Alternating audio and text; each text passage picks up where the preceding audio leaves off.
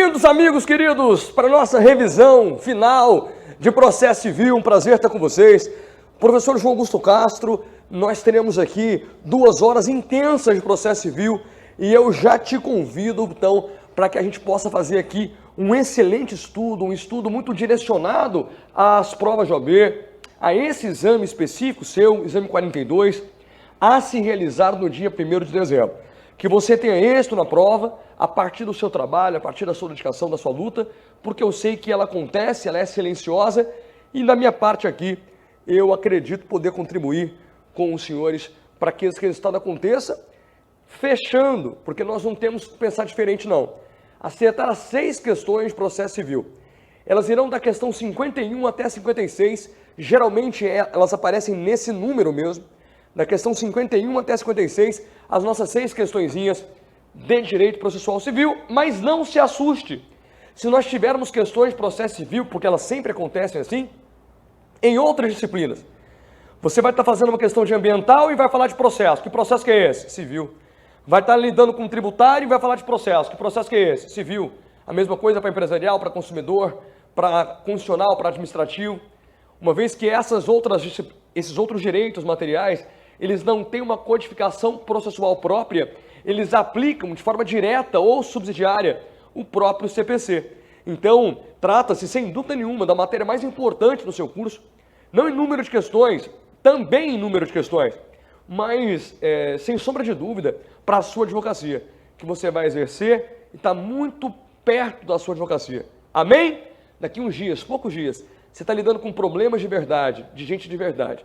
E é por isso que nós temos que nos envolver com muita seriedade nesse ambiente que é proposto aqui, para o nosso estudo, porque daqui a alguns dias nós estaremos prestando uma das atividades mais bonitas, mais brilhantes e também mais perigosas que há para aquele que a exerce sem ser um tipo de estudo, sem capacitação.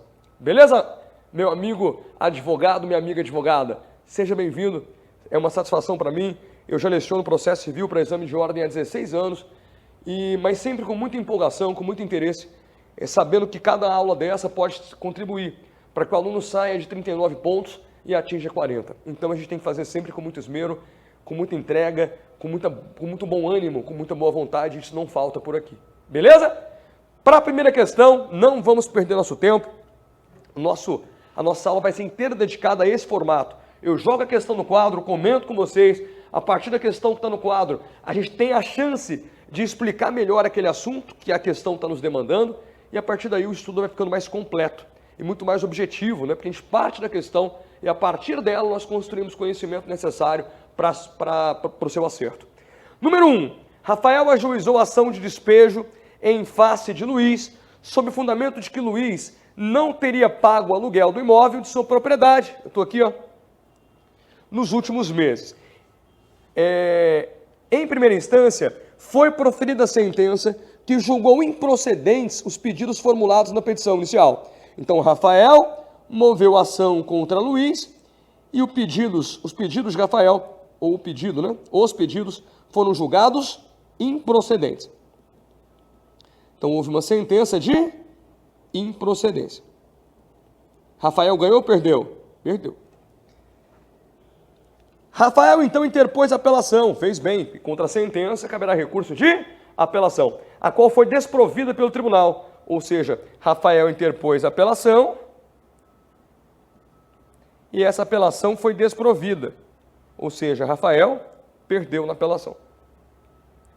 Examinando o recurso extraordinário, a vice-presidência do tribunal negou-lhe seguimento, sob o fundamento de que o Supremo Tribunal Federal já havia reconhecido a inexistência de repercussão geral da questão constitucional discutida no referido recurso. Diante do caso narrado, assinale a opção que indica a medida judicial a ser adotada por Rafael. Doutores e doutoras, olhando para mim aqui, ó, posteriormente, nós pulamos essa frase, ó, posteriormente, depois da apelação desprovida, Rafael interpôs recurso extraordinário contra o acórdão, alegando violação a uma série de dispositivos constitucionais. Vamos entender o que aconteceu aqui?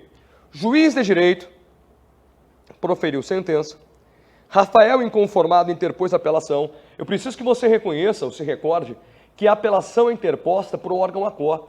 Recursos, como regra, são dirigidos para o mesmo juízo que proferiu a decisão. E eu lhes pergunto, quem é que proferiu a sentença? O juiz. Então, para onde vai minha apelação? Para o juiz. Volte para a tela. Inconformado com a sentença, Rafael interpôs a apelação aqui. Papel do juiz: receber a apelação, intimar o recorrido e remeter os autos para o tribunal. Here.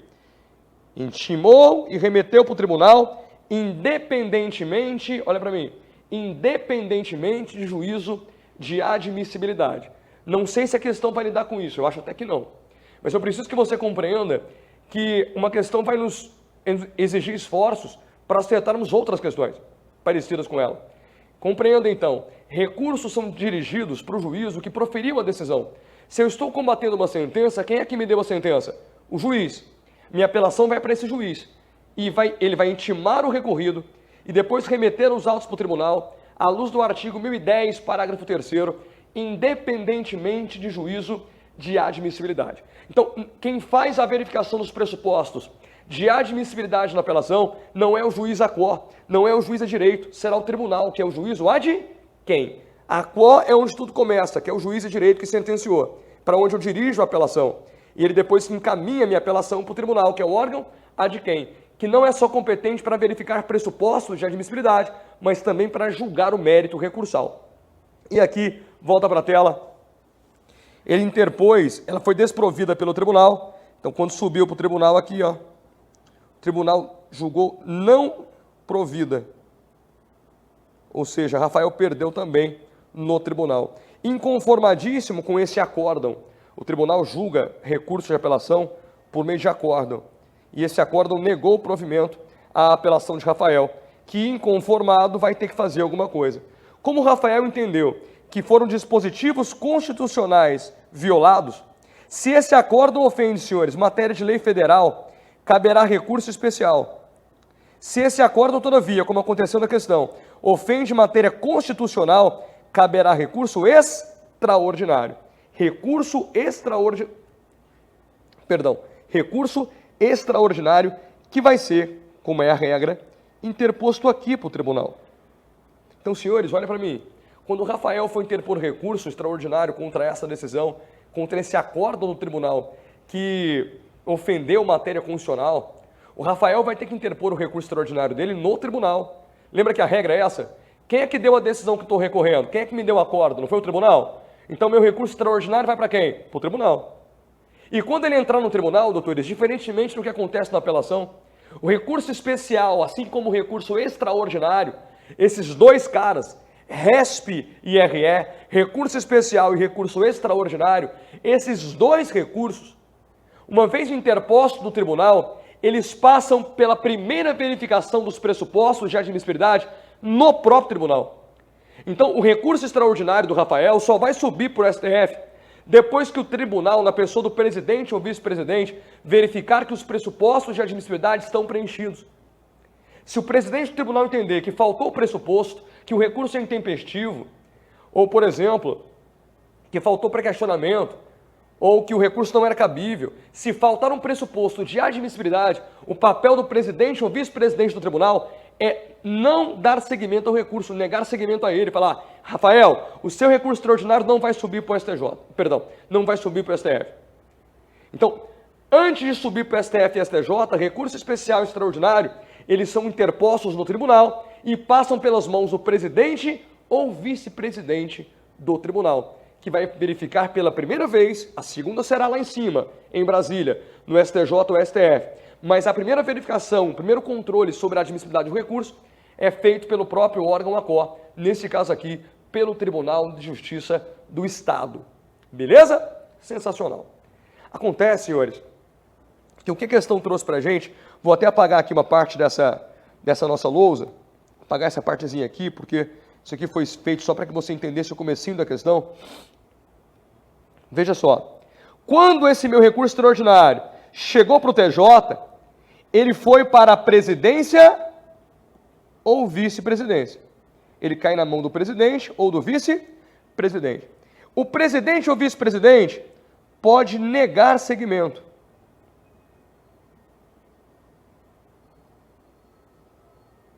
Que foi o que aconteceu aqui. Negou o seguimento ao recurso extraordinário. Olha para mim.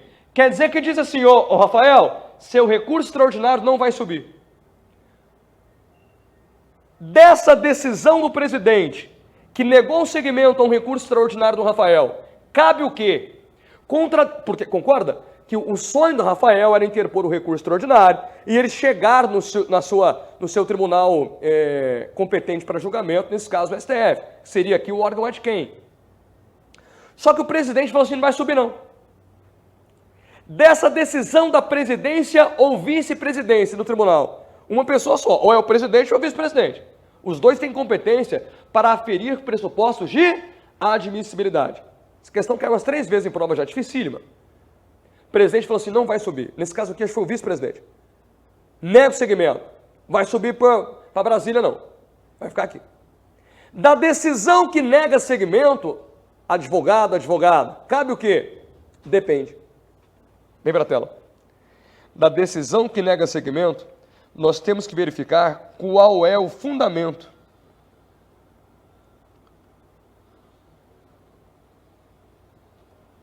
Se o fundamento que fez o presidente negar segmento é falta de pressuposto de admissibilidade, caberá um recurso chamado agravo em recurso extraordinário, tratado no artigo 1042 do CPC. Só que se o fundamento de ter negado segmento é porque nós estamos diante de um caso que já tem súmula, precedente vinculante, ou já está julgado em repercussão geral, aí o recurso, doutores, será de agravo interno. Em homenagem ao artigo 1030, parágrafo 2º. O juiz sentenciou, inconformado, eu interpus a apelação subiu para o tribunal julgou minha apelação e eu continuei perdendo. E eu entendi que esse acordo no tribunal que julgou minha apelação negou o provimento, ou deixou de aplicar, ou aplicou mal matéria constitucional. Então tem matéria constitucional nesse acordo. Então o recurso que vai caber contra ele é um recurso extraordinário, interposto no próprio tribunal. Porque, como nós já vimos, os recursos são, em regra, dirigidos por um órgão que proferiu a decisão. Quem é que me deu a decisão? Quem é que me deu o acordo? O tribunal. Então, o meu recurso extraordinário vai para quem? Para o tribunal. E qual será o papel do tribunal aqui? Na pessoa do presidente ou vice-presidente do tribunal.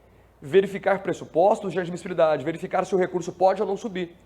E se o presidente ou vice-presidente negar segmento a esse recurso especial ou extraordinário, nós temos que verificar qual é o motivo pelo qual ele negou o segmento. No caso em discussão aqui, nós temos, vem para a tela, sob fundamento, negou segmento sob fundamento de que o STF já havia reconhecido a inexistência de repercussão geral. Quando o STF reconhece que inexiste repercussão geral a uma matéria, isso tem força vinculante sobre todas as outras. Então nós estamos diante aqui de um cenário em que eu estou recorrendo contra uma matéria que já tem força vinculante, sobre a qual já existe precedente vinculante. Eu estou dando murro em ponta de faca. Então o presidente do tribunal ou o vice-presidente fala assim, não vai subir não, porque essa matéria já está julgada e já há força vinculante sobre o julgamento dela, então nem adianta subir. Então eu nego o segmento com base em súmula ou precedente vinculante, entre eles, julgamento em repercussão geral. Nesse caso, o recurso não será de agravo em recurso extraordinário, será de agravo interno. Artigo 1030, parágrafo 2º. Se a negativa de segmento tivesse como motivação a falta de um pressuposto, tempestividade, preparo, regularidade formal, legitimidade, interesse recursal, cabimento, pré-questionamento, se fosse por esses motivos, aí ele teria negado segmento por falta de pressuposto de admissibilidade. Aí o recurso não seria agravo interno, seria agravo em recurso extraordinário, para nós destrancarmos um recurso extraordinário, ou agravo em recurso especial, se nós quiséssemos destrancar recurso especial. Beleza? Artigo 1042, somado ao artigo 1030, parágrafo 2º do melhor dos códigos. Vamos lá para nós gabaritarmos a questão. Cabe o que então? Agravo em recurso extraordinário? Não, mas olha, muita gente cairia aqui, viu? Muita gente boa cairia aqui. Letra B, interposição de recurso extraordinário. Mas já foi interposto. Né? De novo. Letra C, interposição de agravo interno, no intuito de demonstrar a distinção entre a questão constitucional discutida no recurso extraordinário e a discutida no recurso no qual o Supremo Tribunal Federal não reconheceu a existência de repercussão geral. Perfeito. Agravo interno do artigo 1030, parágrafo 2º do CPC. Está aqui nosso gabaritão, chique demais, muito chique. Volta para mim. Vamos fazer agora a da Luísa. Só tomar um café aqui. Muita gravação, viu? Nos últimos dias. Está gravando demais, graças a Deus. Eu espero que esteja te ajudando, eu espero que você faça esse curso inteiro. Que não é uma pegadinha que a gente faz, ele é inteiramente gratuito. A ideia dele é realmente te ajudar demais, para que você dê passos aí convictos, fortes, sólidos, até a sua aprovação no dia 1º de dezembro, tá bom? Nosso ideal aqui é te ajudar mesmo, para valer. Eu espero que você compreenda essa nossa intenção e faça o curso inteiro, participe do Corujão, que é o nosso aulão de madrugada, assista todas as revisões que os professores estão gravando, participe dos nossos aulões também ao vivo, porque é feito tudo com muito esmero para contribuir com o seu estudo. Beleza? Voltou aqui, número 2, Luísa ajuizou ação de cobrança contra Ricardo. Em sua petição inicial, informou que não possui interesse na realização de audiência de conciliação e mediação. Ricardo, por sua vez, apresentou manifestação informando que possui interesse na audiência. Diante do interesse formalizado pelo réu, o juiz competente na causa designou data e local para a realização da audiência. A questão, então, trata, senhores, do artigo 334 do CPC, mais especificamente do tal de audiência de conciliação ou mediação. Muito difícil uma prova de OAB não trazer alguma questão sobre a audiência de conciliação e mediação, que é uma das grandes novidades aí do nosso procedimento comum, tá bom? Eles amam o artigo 334. O 334 tem 12 parágrafos. E eu antecipo aqui para os senhores, ele é tão importante que vale a pena a leitura deles todos, do caput do 334 e dos seus 12 parágrafos, porque cada prova elege um deles como importante para a sua resposta. Beleza? Show! Volta para a tela. Luísa ajuizou a ação contra Ricardo. Eu gosto de desenhar, viu, galera? Porque eu não me perco. Vamos ver o que ele espera da gente. O cenário eu já entendi. O autor disse que não quer, não possui interesse, e mesmo assim o juiz designou. Foi isso? Ricardo, por sua vez, pensou mesmo informando. Beleza, olha para mim. Se o autor diz que não quer audiência, mesmo assim o juiz designa? Sim. Nesse caso, doutores, a audiência só não irá acontecer com a somatória de 2 nãos. O não do autor e o não do réu. O não do autor já foi dito, mas nós temos que esperar o não do réu para que a audiência agora seja cancelada. A prova ama isso. Eu preciso que você coloque na sua cabeça que mesmo que o autor tenha dito que não quer audiência, ele faz isso na sua petição inicial. O artigo 319, inciso 7, diz que um dos requisitos dessa petição inicial é que o autor faça uma opção. O autor é obrigado hoje a optar pela realização ou não da audiência de conciliação ou mediação. Ele tem que fazer uma opção. E mesmo que ele opte pela não realização da audiência, o juiz é obrigado a designar. A não ser que o direito em disputa entre as partes não admita acordo. Mas se admitir, nós temos aqui a obrigação, o juiz tem a obrigação de designar a audiência e citar o réu para comparecer na audiência. Aí, uma vez citado, o réu pode falar, eu também não quero. Aí ele pede o cancelamento. Aí soma-se ao não do autor o pedido de cancelamento do réu. Aí a audiência será, de fato, cancelada. Esse é o regime proposto aí pelo artigo 334, caput, 334, parágrafo 4º, 334, parágrafo 5º. Show? Beleza. Volta para a tela. E a Luísa? Letra A. Não precisa comparecer na audiência. Luísa é a autora, que diz que não quer audiência. Não precisa comparecer à audiência. Olha para mim. Mesmo quem falou que não quer audiência, tem que comparecer? Tem. Mesmo quem diz, prefiro morrer do que fazer acordo com o réu, mas o juiz designou a audiência, então Luísa tinha que comparecer. Se não comparecer, ela praticou um ato atentatório à dignidade da justiça.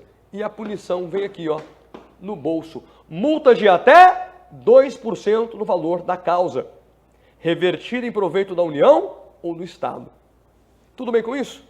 Legal. Não há que se falar, doutores, em razão do não comparecimento injustificado de qualquer das partes, não fale revelia, não fale em arquivamento.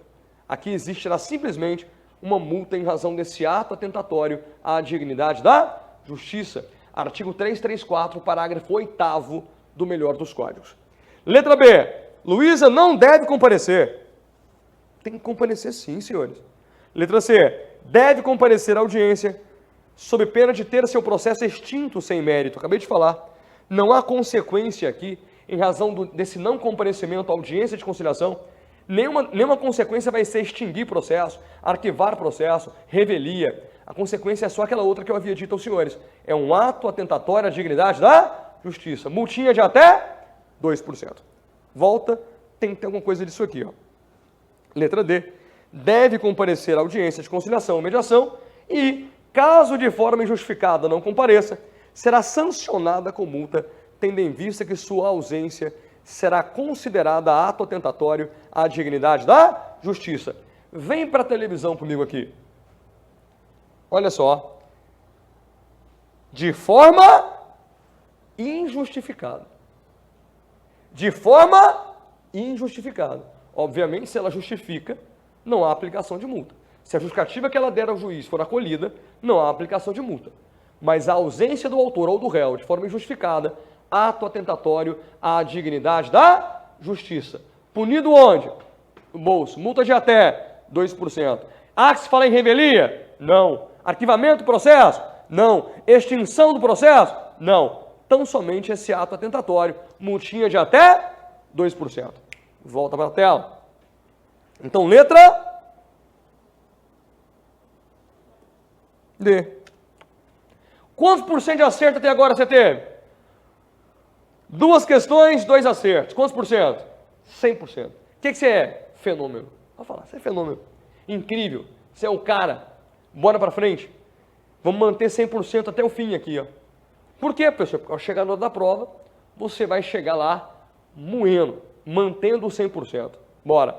Arthur e Felipe trabalham juntos na transportadora Sport SA, que realiza campeonatos mensais de futebol entre suas diversas equipes.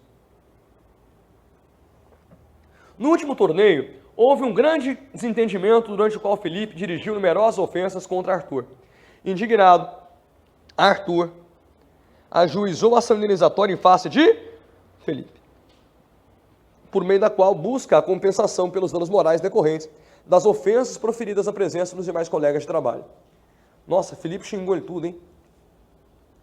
Para comprovar sua versão dos fatos, Arthur requereu o depoimento pessoal de Felipe, que foi deferido pelo juízo do primeiro grau, que o intimou pessoalmente, advertindo-o das consequências legais.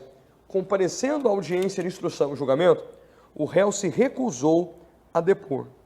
Preste atenção nisso, ó. O réu se recusou a depor. Ele foi advertido e, mesmo assim, se recusou a depor. Embora intimado pessoalmente e advertido das consequências legais. Neste contexto, considerando as normas processuais em vigor, aqui eu preciso muito da sua atenção, o advogado de Arthur, nós colocamos você, então, a prova te colocou aqui, ó, como advogado de Arthur. O que você deve requerer? Vamos lá, olha para mim. Doutores, o que nós temos aqui é uma situação em que o juiz dependia de provas orais das partes, então houve designação de audiência, instrução e julgamento. E na audiência de instrução e julgamento, dá uma olhadinha para mim. Nós temos uma ordem nessa audiência. Vem para o quadrozinho comigo aqui, ó. A audiência de instrução e julgamento, tratada no artigo 358 até o 368. A audiência é pública, o juiz tem nela poder de polícia, ela começa com um pregão das partes, que é o convite delas para a sala de audiência, depois existe a renovação da tentativa de autocomposição, tenta-se um acordo de novo, e na sequência produz-se as provas. E as provas são produzidas à luz do artigo 361, levando em conta uma ordem. Só que essa ordem de produção de prova, o artigo 361 diz que é uma ordem preferencial. Preferencialmente nessa ordem que eu vou te contar aqui. Aproveitando o teor da questão, então, pode o juiz ampliar ou alterar a ordem que a prova é produzida? Pode. Mas tem uma ordem? Tem. Primeiro ouve-se o perito, depois o autor, depois o réu, depois as testemunhas. Senhores, quando o juiz ouve o autor e o réu, então, ó, perito, autor, réu, testemunhas. Quando o juiz ouve autor e réu, ele não está ouvindo testemunhas, porque as partes não podem ser testemunhas de si mesmas. Os senhores devem se lembrar que quando a testemunha é parcial, ela tem amizade íntima, por exemplo, com as partes, ela não pode ser ouvida como testemunha. Imagina a própria parte. Então, por que é que a gente ouve as partes? Não é em testemunhos, não são testemunhas. Fala-se aqui, ó, em depoimento pessoal. E nesse depoimento pessoal, o autor requer o depoimento pessoal do réu e o réu requer o depoimento pessoal do autor. É assim que funciona. O autor pede para ouvir o réu e o réu pede para ouvir o autor. Volta aqui para mim. Meus amados, por quê? Porque o depoimento pessoal para a parte nunca pode ser bom. Pode no máximo ser neutro. As partes são ouvidas para que o juiz tente fazer com que elas caiam em contradição. Porque quando a parte cai em contradição e fala de forma diferente dos fatos que havia alegado na petição inicial ou na contestação, ela acabou confessando, e confissão é um tipo de prova. Então, se na petição inicial eu tinha dito que o réu trafegava em alta velocidade, tudo mais, e quando atravessei a rua, ele vinha em alta velocidade, por isso me atropelou. E na minha versão dos fatos que eu faço em depoimento pessoal na frente do juiz de forma oral, eu crio uma outra realidade, eu confessei. Compreendem, sim ou não? Então as partes são ouvidas para que caiam em contradição. É por isso que o réu pede para ouvir o autor e o autor pede para ouvir o réu, porque ninguém quer ouvir a si mesmo. Porque eu ouvir a minha própria versão nunca vai ser boa para mim. No máximo eu confirmo os fatos que eu já havia narrado. Agora, se eu mudar eu confessei. E toda confissão é ruim, não se confessa fatos que são favoráveis a seu interesse, sempre contrários. Toda confissão é ruim para quem confessa no processo civil. Tudo bem? Legal. Por que você está falando isso tudo, professor? Porque quando as partes são intimadas para o depoimento pessoal, o réu é intimado para depor e o autor é intimado para depor, existe nessa intimação um aviso, ou parte, se você não for, ou comparecendo, negar-se a depor, você cairá na pena de confesso. É como se você estivesse confessando. Então, o que aconteceu aqui na tela? Vem na tela comigo. Comparecendo à audiência de instrução e julgamento, o réu se recusou a depor, mesmo tendo sido advertido das eventuais consequências. E aí? Artigo 385, parágrafo 1º. Nesse caso, ele cairá na pena de confesso. É como se ele estivesse confessando os fatos narrados pelo autor. Beleza? Aquilo que seria provado na audiência de instrução, ele ficando em silêncio, ele acabou confessando. Vem para a tela, por gentileza. Letra A. Aplicação de multa? Não, porque essa audiência não é de conciliação. Essa multa de 2%, senhores, é só lá no 334, parágrafo 8º, na audiência de conciliação e mediação. Na audiência instrutória, o não comparecimento das partes na audiência de instrução não gera a consequência do ato atentatório, mas a parte perde a oportunidade de produzir a prova e, nesse caso aqui, cairia na pena de confesso. Beleza? Letra B. O regular prosseguimento do feito sem a imposição de penalidade, que só poderia ser penalizado caso não tivesse comparecido à audiência. Não, nada disso. Letra C. A condenação do réu em litigância de má-fé. Não é porque o réu, doutores, negou-se a depor que por isso só ele é de má-fé.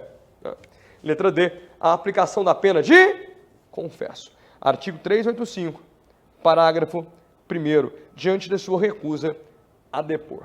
Portanto, letra D. E o que você é? Fenômeno. Fala amém? Amém. Fenomenal. Você está incrível. Você vai acertar tudinho que aparecer na sua prova. Feito? Bora para frente.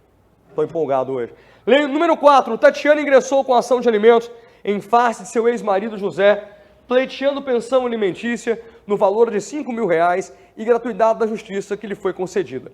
No processo restou comprovado que José estava desempregado e com grave enfermidade, não tendo a possibilidade de prestar alimentos. Entendi. Então, Tatiana pediu alimentos em face do seu ex-marido José. Então, é Tatiana versus José. E pediu gratuidade e foi concedida a gratuidade. No processo, com comprovado, tem empregado e tal. Dessa forma, o pedido de alimentos foi julgado improcedente, sendo Tatiana condenada a um honorário de sucumbência equivalentes a 10% sobre o valor da causa. Contudo, por ser beneficiária da gratuidade, a exigibilidade dos honorários de sucumbência ficou suspensa. 2 anos após o trânsito em julgado da sentença, Tatiana ganhou um sorteio lotérico e recebeu um prêmio milionário. Sabendo da atual situação de Tatiana, o advogado José a procurou para cobrar honorários de sucumbência fixados na ação de alimentos. Ele quer saber qual das próximas alternativas é a alternativa correta. Meus amados, advogado, advogada, doutor, doutora que me assiste aqui. Quando a parte pede gratuidade da justiça, ela pede um benefício. Juiz, eu não consigo suportar as despesas do processo sem comprometer meu próprio sustento. Mas, ao mesmo tempo, eu tenho direito e quero buscá-lo no juízo. Para isso, me conceda a gratuidade para que eu possa litigar, provar meu ponto, provar meu direito, sem ter que gastar com isso. Se o juiz interpretar, doutores, que de fato ela tem direito, que de fato a presunção dela na alegação de hipossuficiência faz sentido, o juiz concede a gratuidade. Concedida a gratuidade, justiça, isso quer dizer que a parte que solicitou e ganhou não precisa pagar custas, despesas processuais, honorários advocatícios, perícias que forem indispensáveis, selos, emolumentos. Eu não preciso suportar despesas inerentes ao processo. Tirando as multas, porque multa não é despesa. Multa é um ato sancionatório, né? Então, de indenização da outra parte. Então, não há que se falar aqui na multa. Agora, as outras custas e despesas do processo, eu não preciso arcar. Agora, ao final do processo, se eu que gozava do benefício saio derrotado, como aconteceu aqui, Tatiana propôs uma ação, pediu o benefício, o juiz concedeu, entendendo que ela não tinha condição de suportar as despesas do processo, concedeu o benefício, mas ao fim do processo ela perde. Amado, se ela perde, além de ter perdido na pretensão dela, o juiz a condenará a suportar todas as despesas do processo, incluindo entre elas honorários sucumbenciais. O que eu quero lhe dizer com isso é que a gratuidade, ela me isenta de pagamento de despesas no curso do processo. Se ao final dele eu perco, eu serei obrigado a suportar todas as despesas que eu deixei de efetuar. Beleza? Dê atenção ao artigo 98. Só que quando eu sou condenado lá no final, por ser beneficiário da gratuidade, eu tenho um benefício. Eu sou condenado. Eu tenho que pagar. Mas a exigibilidade do pagamento nessas despesas fica sob condição suspensiva, por um prazo de até 5 anos. Depois dos 5 anos, após os 5 anos, se não houve alteração do estado econômico da parte, no caso aqui de Tatiana, extingue-se a obrigação. Mas se dentro dos 5 anos sobrevier mudança financeira por parte dela, dessa beneficiária da gratuidade, a outra parte pode buscar seus honorários e as custas que eventualmente teve que arcar, executando Tatiana. Perceba então que depois que eu sou beneficiário e perco, eu sou condenado a pagar despesas e honorários. Agora, condenado, mas a obrigação de pagar fica suspensa por um prazo de até 5 anos. Se nesses 5 anos nada mudou no meu estado econômico, financeiro, extingue-se a obrigação. Se dentro dos 5 anos sobreveio mudança econômica, ganhei na loteria, a questão deixou muito claro, houve mudança econômica, quem ganha na loteria mudou economicamente o seu status. Nesse caso, ela deve ser executada dentro desses 5 anos. Tudo bem? Show. Deixa eu ver se é isso. Tomara, né? Falei um monte aqui, se não foi nada disso, eu vou passar muita vergonha com vocês. Eu acho que não, porque eu lembro dessa questãozinha, todas elas foram tiradas de prova de OAB antiga. Letra A, o advogado José poderá cobrar honorários de sucumbência se, no prazo de 5 anos após o trânsito em julgado da sentença, demonstrar que deixou de existir a situação de insuficiência de recursos que justificou a concessão da gratuidade de justiça para a Tatiana. Perfeito. No prazo de até 5 anos. Ele poderá cobrar os honorários se demonstrar que deixou de existir situação de insuficiência de recursos. Você ganhou na loteria, pode cobrar, desde que faça isso no prazo de até 5 anos. Depois de 5 anos, se ele não vier a cobrar, é porque não houve mudança financeira por parte dela, extingue-se a obrigação. Olha para mim. Beleza? Promete? Legal, volta para a tela. Letra A. Número 5. Davi ajuizou a ação em face de Heitor. Eu gosto de escrever, né? Davi versus Heitor. Cumulando o pedido de cobrança no valor de R$70 mil a um pedido indenizatório de dano material no valor de 30 mil. Ultrapassada a fase inicial conciliatória, Heitor apresentou contestação, contendo vários fundamentos, dentre eles, preliminar de impugnação ao valor da causa. O juiz proferiu decisão saneadora, rejeitando a impugnação ao valor da causa e determinando o prosseguimento do processo. Com base no caso apresentado, assinale a afirmativa correta.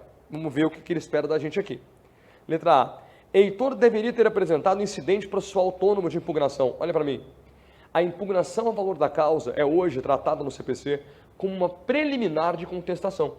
O réu, se quiser questionar, não o pedido, doutores, pedido é um requisito, o valor da causa é outro. Se o réu quiser questionar o valor da causa atribuído pelo autor, deverá fazer dentro da sua contestação. Matéria tratada no artigo 337, inciso 3. Compete ao réu, antes do mérito, alegar, entre outras várias matérias, são 13 incisos, compete a ele alegar incorreção do valor da causa. Beleza? Show. É isso, né? Ah, não, a letra A fala o contrário. Vem para a tela. Heitor deveria ter apresentado incidente processual autônomo. Autônomo não. Ele deve discutir isso dentro da contestação. Numa partezinha dela que vem antes do mérito, chamada preliminares, ou simplesmente defesas processuais. Entre elas, o artigo 337, inciso 3, incorreção do valor da causa. Não é peça autônoma mais. Ela é uma discussão feita dentro da contestação. Letra B. Heitor poderá formular pedido recursal de modificação da decisão que rejeitou a impugnação da causa em suas razões recursais de eventual apelação. Que bonito. Letra C. O valor da causa deverá ser de 70 mil. Mentira. Porque ele acumulou 2 pedidos, 30 e 70. Quando você acumula 2 pedidos e quer os 2, tem que somar os 2. 70 mais 30, 100. Letra C, errada por isso.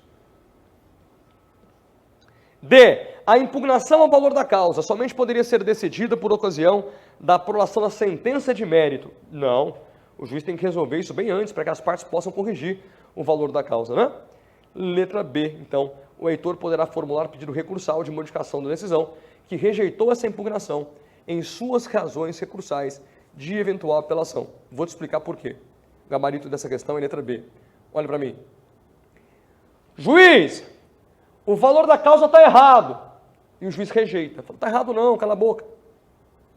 Ele faz isso por meio de uma decisão interlocutória, não é na sentença. Agora tem que ter zelo com essa matéria. Contra a decisão interlocutória, caberá o quê, professor? Contra a sentença, caberá apelação. E contra eventuais decisões interlocutórias, depende. Depende do quê? Se a decisão interlocutória estiver tratada no CPC de forma expressa, se o CPC disser que essa matéria dessa decisão é agravável de instrumento, nós iremos agravar de instrumento, senão ela irá precluir. Agora, se da decisão não couber de forma expressa agravo no instrumento, o artigo 1009, parágrafo 1º, diz que se contra a decisão interlocutória não couber agravo no instrumento, fique de boa. Ela não irá precluir. Professor, está escrito na lei, fique de boa. Tá. Pode ler lá. Fique de boa. Ela não irá precluir, podendo a parte impugná-la em preliminar de apelação ou nas contra-razões do apelo. Olha que chique. O que a lei quis dizer é o seguinte, irmão, tem uma decisão inter? Tem. De duas uma. Se a lei disser que cabe agravo, agrave de instrumento. Agora, se a lei não disser que cabe agravo, não cabe agravo. Você faz o que então? Segura o rancor. Até quando? Até a sentença. E contra a sentença, você vai fazer o quê? Apelar. E dentro da apelação contra a sentença, você guarda um espacinho para impugnar a impugnação à gratuidade da justiça. Ou qualquer decisão que você não gostou, que tivesse sido interlocutória, você não gostou, mas da qual não coube à época agravo de instrumento. Logo, doutores, contra decisões interlocutórias no novo processo civil, ou caberá agravo no instrumento, ou você tem que esperar para impugnar dentro da apelação. Ou cabe agravo, ou não cabendo agravo, cabe apelação. Então, contra a sentença, apelação. Contra decisões interlocutórias, no caso essa aqui, que rejeitou essa impugnação ao valor da causa, caberá apelação também, ou seja, será impugnada dentro do recurso que vai atacar a sentença futura. Será impugnada dentro da própria apelação. Vide artigo 1009, parágrafo 1º. Legal? Show de bola. Professor, não entendi alguma coisa, mas essa aula já está gravada. O que eu faço? Joga lá para mim no meu Instagram, vai no direct, eu respondo todos. @João Augusto Castro, é com muito prazer que eu respondo. Aí você manda um printzinho da questão que você não entendeu, manda um áudiozinho para mim, que eu faço com muita boa vontade. Tá? @João Augusto Castro, se você quiser se corresponder comigo lá a respeito de alguma questão, alguma matéria que você tem dificuldade. Número 6. Rafael e Paulo, maiores e capazes, devidamente representados por seus advogados, celebraram um contrato no qual, dentre outras obrigações, havia a previsão de que, em eventual ação judicial, os prazos processuais relativamente aos atos a serem praticados por ambos seriam, em todas as hipóteses, dobrados. Fizeram isso por meio de um contrato, doutores. Por conta de desavenças surgidas, um ano após a celebração da avença, Rafael ajuizou uma demanda com o objetivo de rescindir o contrato e ainda receber indenização por dano material. Regularmente distribuída para o juízo da 10ª Vara Civil da Comarca de Porto Alegre, o magistrado houve por reconhecer de ofício a nulidade da cláusula que previa a dobra do prazo e ele quer a afirmativa correta. Amados, vamos lá, a questão pegou muita gente, viu? Pegou muita gente, ela não tinha aparecido dessa forma ainda, quando ela caiu, muita gente deu uma escorregada boa nela. E está aí uma questão que, se nós não tivermos entendido ela antes, lido o artigo 190, que toda essa questão é construída à luz do artigo 190, só isso, é só esse artigo. Se tivesse lido, você acertava, se não tivesse lido, você errava. É muito estranho você falar em dobra de prazo, né? As partes aqui fizeram uma avença, um contrato, dizendo que em caso de eventual decisão, os prazos a serem praticados entre elas seriam, em todas as hipóteses, dobrados. Senhores, é muito normal quando a gente pensa em... Vou até sentar aqui um pouquinho, para a gente bater esse papo aqui, quer ver? Ai, ai. A idade não é a mesma mais, viu? Vai pesando, irmão.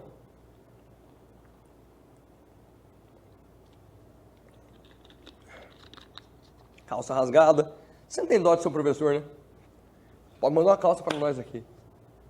Moçada, é muito normal quando a gente trata de acordo, as partes celebraram um acordo.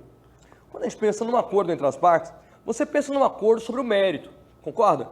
Eu pedi 100 mil reais, fizemos um acordo, ficou por 60 mil, dividimos em 4 parcelas de 15. É normal nós pensarmos em acordo sobre o mérito da causa.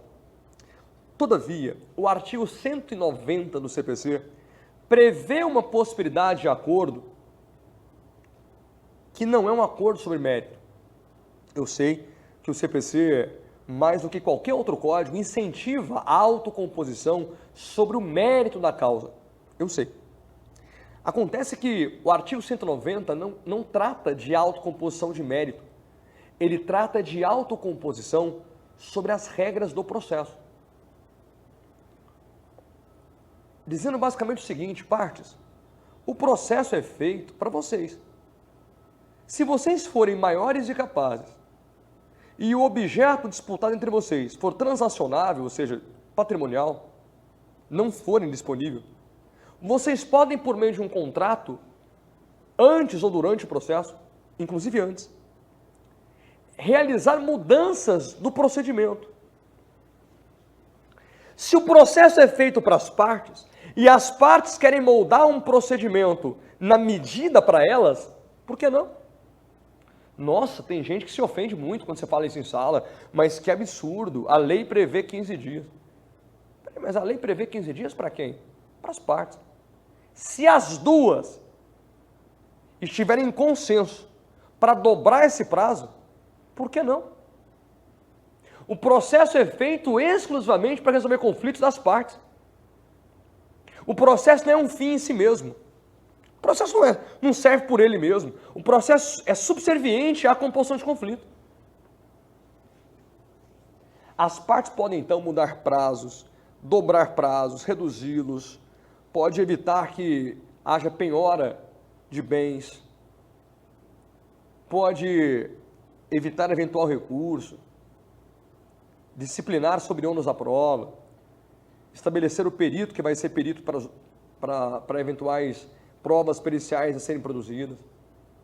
Podem fazer isso tudo em consenso, celebrar um contrato para isso. Claro que depende de uma maturidade que talvez nós não tenhamos ainda, mas na prova já cai. Então é possível? Sim, desde que as partes sejam maiores e capazes e o objeto disputado entre elas, o direito em disputa, seja passível de transação, possa ser acordado entre elas. E aí elas podem fazer acordo, inclusive, sobre as regras do processo, sobre o andamento do processo, sobre o próprio procedimento. E o juiz tem que fazer o quê? Abaixar a cabeça. Ah, mas ele achou um absurdo a dobra do prazo feita pelas partes. O processo não é para ele, o processo é para as partes. Nós podemos muitas vezes entender o juiz como a parte mais importante do processo, mas não é verdade. O juiz pode ter mais poder, aí não há dúvida, mas quem deve ser festejado no processo, e o processo só existe para as partes. Se elas quiserem mudar o prazo, inclusive, elas podem. Não só o prazo, como qualquer mudança procedimental.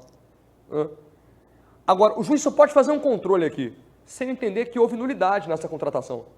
Sem entender, por exemplo, que você foi compelido a assinar, que você foi ameaçado para assinar esse contrato. Aí tudo bem, aí há vício, né? Vício de vontade, aí anula-se o negócio jurídico. Mas se não foi por esse motivo, o juiz é obrigado aqui a aceitar. É assim que vocês querem, partes? Tudo bem, agora os prazos serão contados em dobro. Tudo bem? Volta lá. A questão tem mais ou menos esse enredo, né? Volta para mim aqui. Direto para a tela. Ele quer a correta. Letra A. O magistrado agiu corretamente. Lembra o que o magistrado fez? Ó. Houve por reconhecer de ofício a nulidade da cláusula que previa a dobra do prazo. Agiu corretamente? Não, ele tem que aceitar.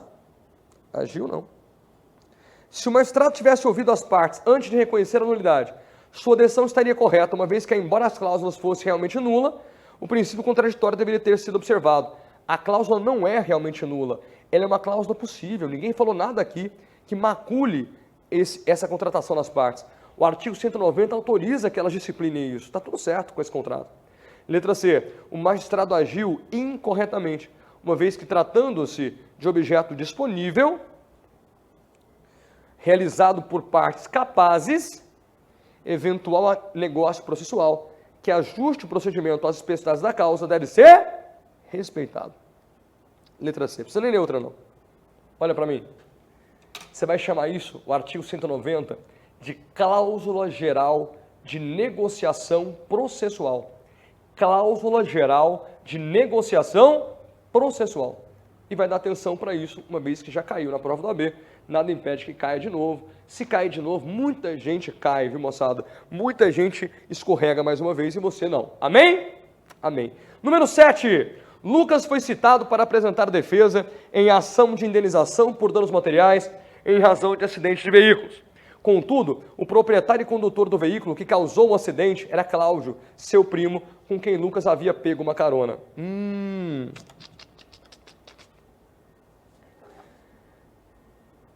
Proprietário do veículo moveu ação contra Lucas. Todavia, Lucas foi citado para apresentar a defesa, uma vez que ele é réu. Contudo, o proprietário e condutor do veículo que causou o acidente era Cláudio. Cláudio é autor ou é réu do processo? Não, Cláudio é um terceiro. Ficou de fora. Porque o proprietário do veículo, esse cara aqui, ó, moveu ação contra Lucas, achando que o Lucas que tinha causado o acidente. Mas quem causou? Cláudio. Seu primo, com quem Lucas havia pego uma carona. Aí a questão vem e pergunta para os senhores. Lucas em contestação, ou seja, em sua defesa, deverá, olha para mim, o que Lucas tem que fazer?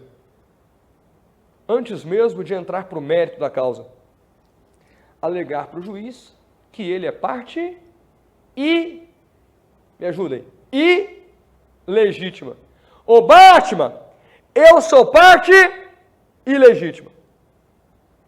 Só que o novo CPC, doutores, ao disciplinar essa alegação de legitimidade, acrescentou 2 artigos importantes. O artigo 338 e o artigo 339. Doutores, esses 2 artigos vão contar a seguinte história.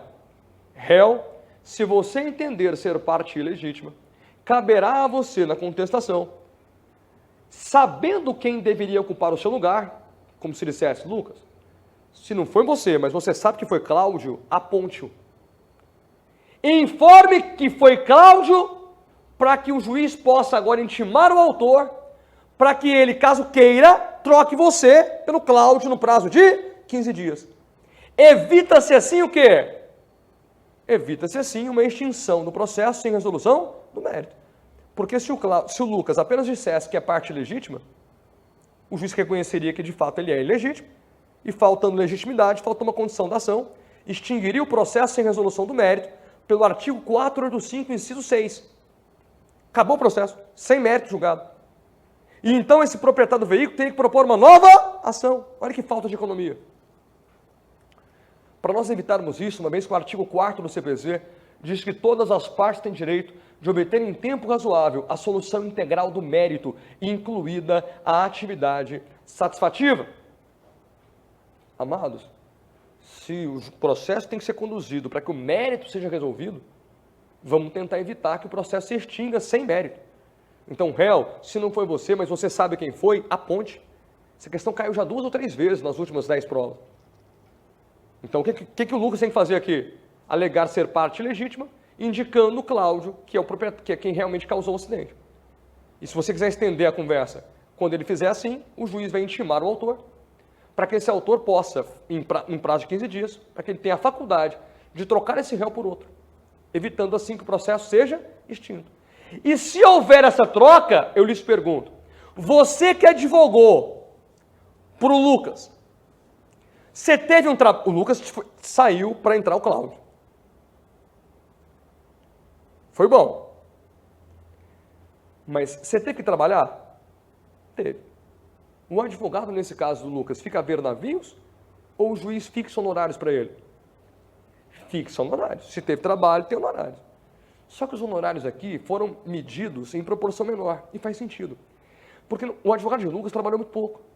Ele simplesmente contestou, alegando que o Lucas era parte legítima e apontou quem deveria ocupar o seu lugar. Foi um excelente trabalho, mas um trabalho em prazo muito curto. Foi uma peça só. Com isso, o advogado de Lucas, nesse caso do réu, não terá os mesmos honorários daqueles honorários fixados em sentença, depois que o processo estendeu muito tempo, que é em regra de 10% a 20%.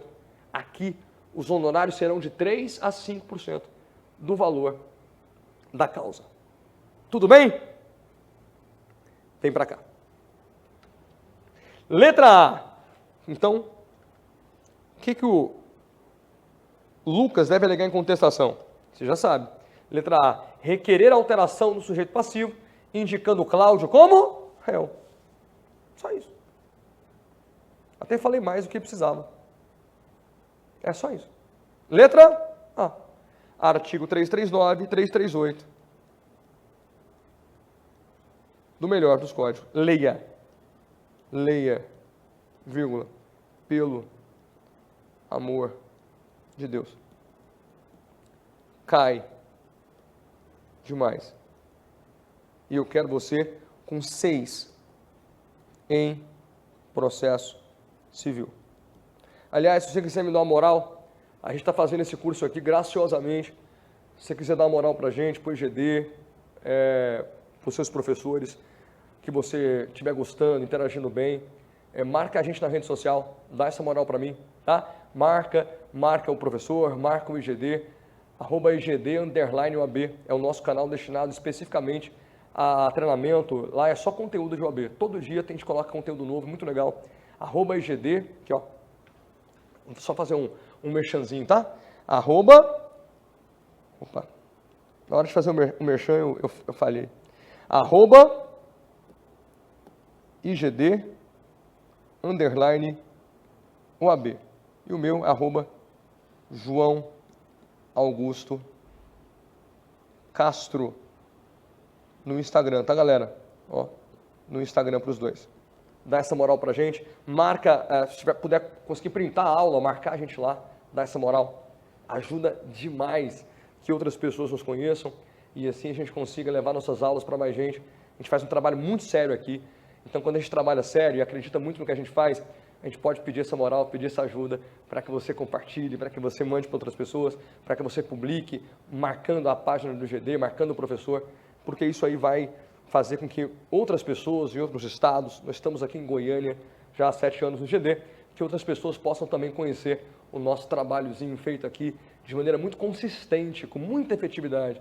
Graças a Deus, batendo recordes e mais recordes de aprovação. Tem sido assim em todos os 7 últimos anos aqui da nossa trajetória.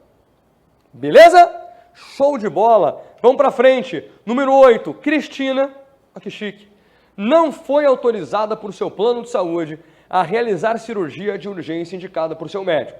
Tendo em vista a necessidade de pronta solução para o seu caso, ela procura um advogado que afirma que a ação a ser ajuizada terá como pedido a realização da cirurgia. Pedido será a realização da cirurgia. Não podia ser diferente, né? Ela quer ser operada. Com pedido de tutela antecipada. Perfeito também. Se ela quer realizar a cirurgia, mas tem urgência, cadê a palavra urgência aqui? Ela realmente tem que pedir uma tutela de urgência de natureza satisfativa, ou seja, uma tutela antecipada, para efetivação imediata, sem a oitiva do réu. Se ela quer isso, sem a oitiva do réu, ela quer que isso aconteça em caráter liminar. Liminar, doutores, é tudo que antecede a citação do réu. Ó. Petição inicial, citação, depois vem respostas do réu. Tudo que anteceder a citação do réu aconteceu no momento liminar. Como ela tem muita pressa, ela quer que o juiz conceda a tutela antecipada antes da citação, ou seja, sem oitiva do réu, ou seja, em caráter liminar. O advogado ainda sustenta que não poderá propor a ação sem que Cristina apresente toda a documentação que possui para a instrução da inicial, sob pena de impossibilidade de juntada posterior. Senhores, aqui nós entramos certamente um dos pontos mais importantes dessa nossa aula, ainda bem que nós conseguimos separar uma questão dessa natureza para nós tratarmos desse assunto juntos. Vem para o quadro, vou precisar um pouquinho de você agora, um pouquinho mais da sua disciplina, do seu foco, da sua energia aqui. Ó. Apagar para te explicar isso aqui. Ó. Tutelas provisórias tratadas no CPC, tutelas provisórias, é um gênero tratadas do 294 ao 311 do CPC. E elas podem ser tutelas, há duas espécies, tutelas de urgência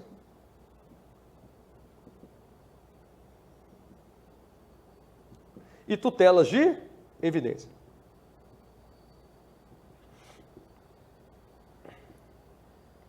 As tutelas de urgência, por sua vez, se subdividem em tutelas satisfativas, chamadas de tutelas antecipadas,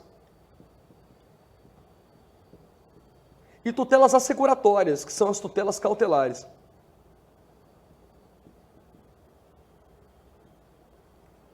Duas espécies de tutelas de urgência. Essa satisfaz, essa me protege, mas ambas são tutelas de urgência. E as de evidência nós teremos oportunidade de falar em outro momento. Senhores, as tutelas antecipadas e as cautelares, ou seja, as tutelas de urgência, podem ser deferidas liminarmente, ou seja, o juiz pode entregá-las, concedê-las, antes mesmo da citação do réu. É o que diz, aliás, o artigo 300, parágrafo 2º. O juiz pode conceder tutelas de urgência liminarmente. Liminarmente, senhores, é o momento em que ela é concedida. O juiz concede antes mesmo de citar o réu. Todavia, existe um momento em que elas sejam requeridas. O juiz pode conceder em qualquer momento do processo, inclusive antes da citação do réu. E se foi antes de citar o réu, a gente fala que ela foi concedida em caráter liminar. Agora, existe também um momento em que elas são requeridas. E elas podem ser requeridas de duas formas. Ou de forma incidental, ou de forma antecedente. O que vai me levar a entender isso? Vou sentar de novo. A gente fica mais pertinho, quer ver? A câmera chega mais pertinho da gente ainda. Isso. Olha só que bacana. Imagine que isso aqui é a pretensão principal. E imagine então que em algum momento do processo vai haver um pedido principal. Eu posso requerer tutela de urgência na mesma oportunidade em que eu requeiro o pedido principal, que é o que mais acontece na nossa petição inicial. Concorda?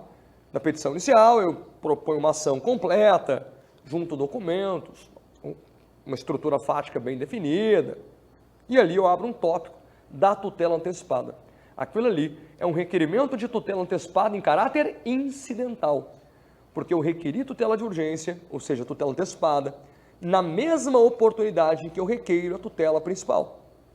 Então, eu a requeri em caráter incidental.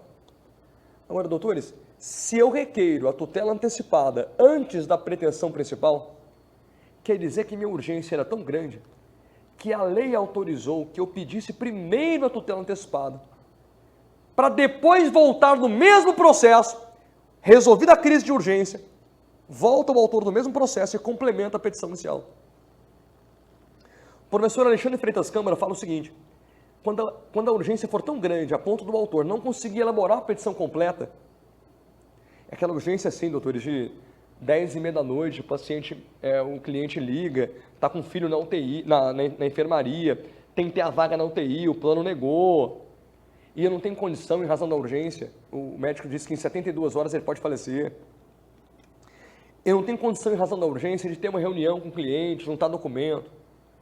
A lei garante que eu acesse o judiciário requerendo exclusivamente a tutela antecipada. Requerendo exclusivamente a tutela antecipada. Quando eu assim faço, houve um requerimento de tutela antecipada em caráter antecedente. Um requerimento de tutela antecipada em caráter antecedente. Por quê? Eu me limitei ao requerimento dessa tutela de urgência. E só depois eu formulo o pedido principal. Então, eu requeri tutela antecipada em caráter antecedente. Pode. Especialmente nos casos em que eu não tenho toda a documentação, em que não tenho todos os elementos que eu deveria ter para moldar uma petição completa. A lei autoriza que eu faça isso tanto para a tutela antecipada como para a tutela cautelar. E eu quero que agora você anote para mim aqui no quadro que existe um procedimento, um procedimento para as tutelas requeridas em caráter antecedente. As antecipadas são tratadas do 303 ao 304 e as cautelares do 305 ao 310. Há um procedimento próprio para que eu possa requerer, volta para o púlpito, uma tutela antecipada em caráter antecedente. Voltando aqui para a nossa tela, para a nossa questão, que é o nosso ponto de partida, eu vou começar daqui, O advogado ainda sustenta que não poderá propor a ação. Ele quer o quê? Lembra? Tutela antecipada. Para a realização da cirurgia. Sem o ativo do réu, ou seja, ele quer tutela antecipada em caráter liminar. O advogado ainda sustenta que não poderá propor a ação sem que Cristina apresente toda a documentação que possui para a instrução da inicial, sob pena de impossibilidade de juntada posterior. O que a lei fala, senhores, no artigo 303, 304, é o oposto disso. autoriza o autor a vir no judiciário só para requerer tutela antecipada, mesmo não tendo todos os elementos, e autoriza que ele junte posteriormente, num prazo de 15 dias. E aí, então, ele diz, ele vai querer saber se esse advogado que instruiu o cliente assim, agiu bem ou agiu mal. A prova te coloca muitas vezes nessa posição de questionar o que o advogado fez, questionar o que o juiz fez. E a prova faz isso de maneira muito clara, muito precisa. Porque quando você questiona o que o juiz fez, você está pronto para recorrer. Quando você questiona o que o outro advogado fez, você está pronto para impugnar o que ele fez no processo. Entende? Ele está treinando você para ser advogado. Faz muito bem o examinador. Então, número 8, ele quer a correta. Vamos lá. Letra A, o advogado equivocou-se, sem dúvida. Letra B, o advogado equivocou-se, sem dúvida. Letra C, agiu corretamente, não agiu. Letra D, agiu corretamente. Vamos ler letra A agora, as inteiras. Trata-se de tutela cautelar? Galera, aí bastaria honestamente voltar na questão. Ele disse que é tutela antecipada. Olha para mim. Aqui era só leitura. Tutela antecipada requerida em caráter antecedente, nos moldes do artigo 303 do melhor dos códigos, do nosso CPC. Feito? Volta para mim. Letra?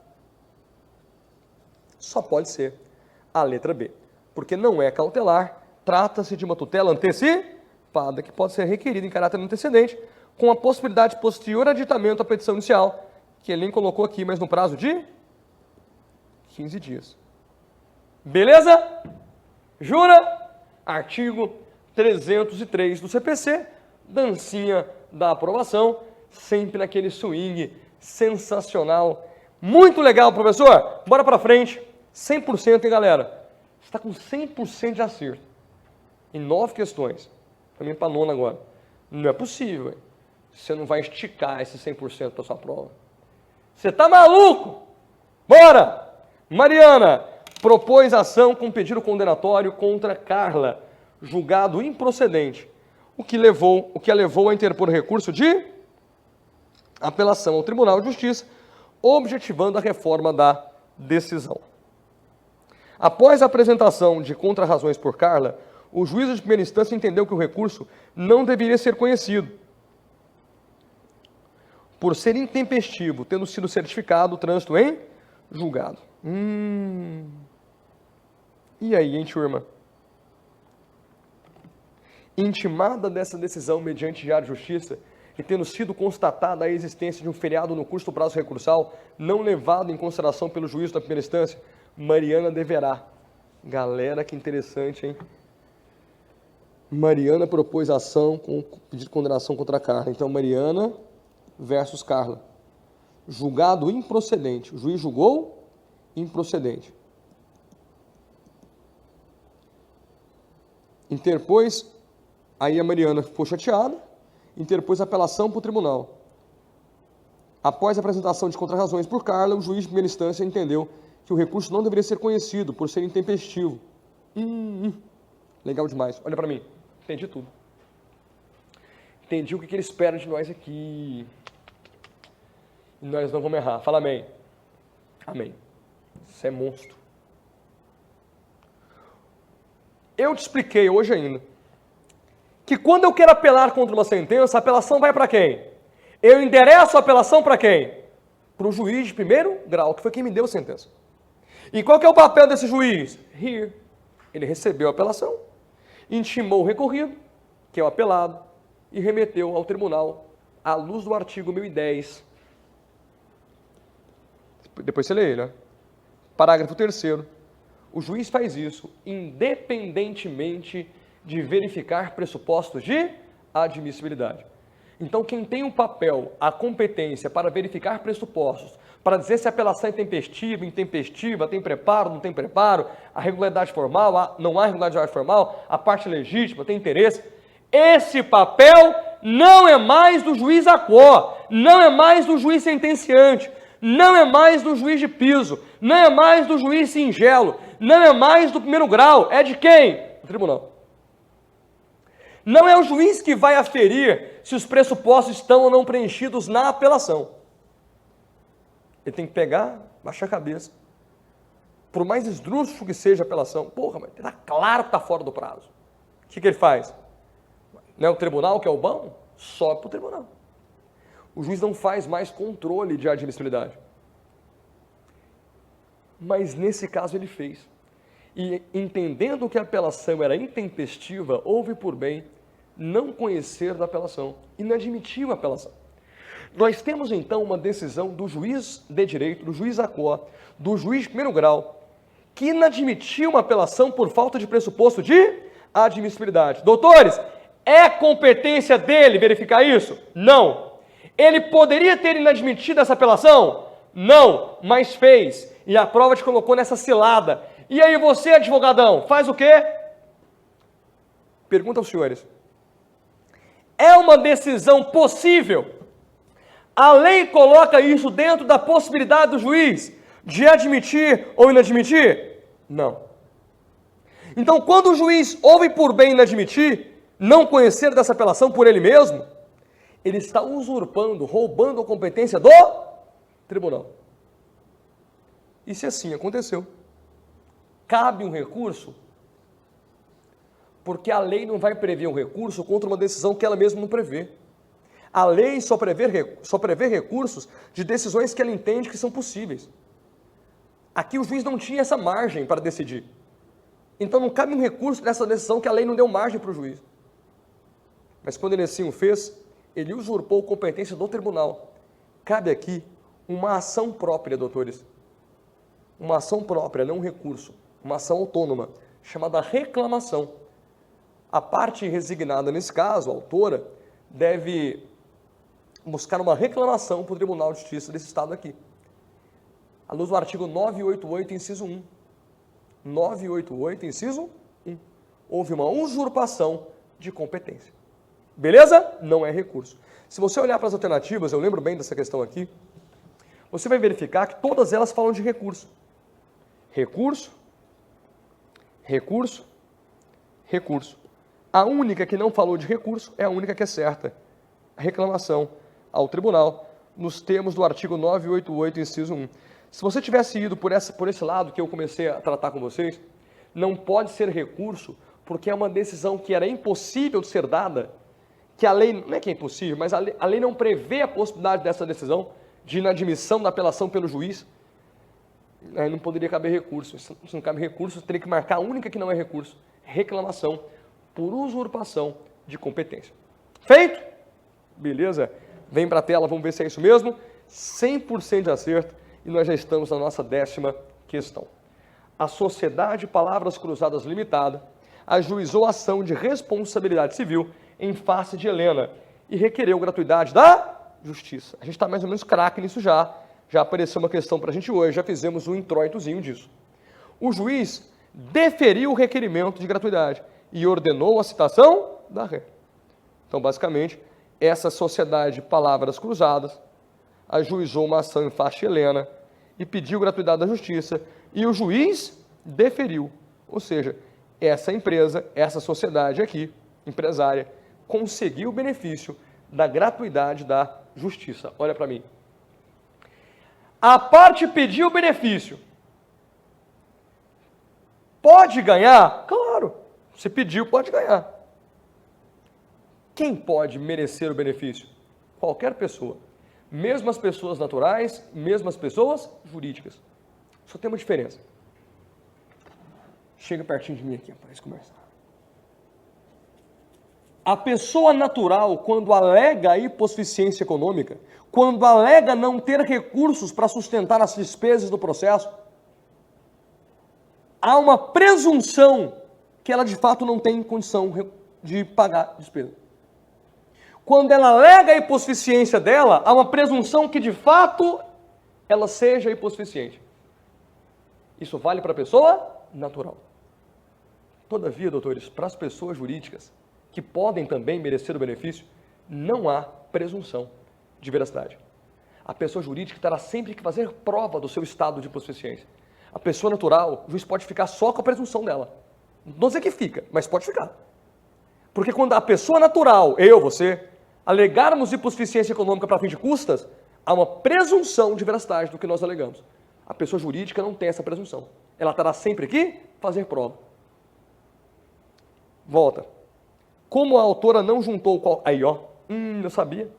Quando a autora não juntou qualquer documento comprobatório de sua hipossuficiência econômica, a ré pretende atacar o benefício deferido.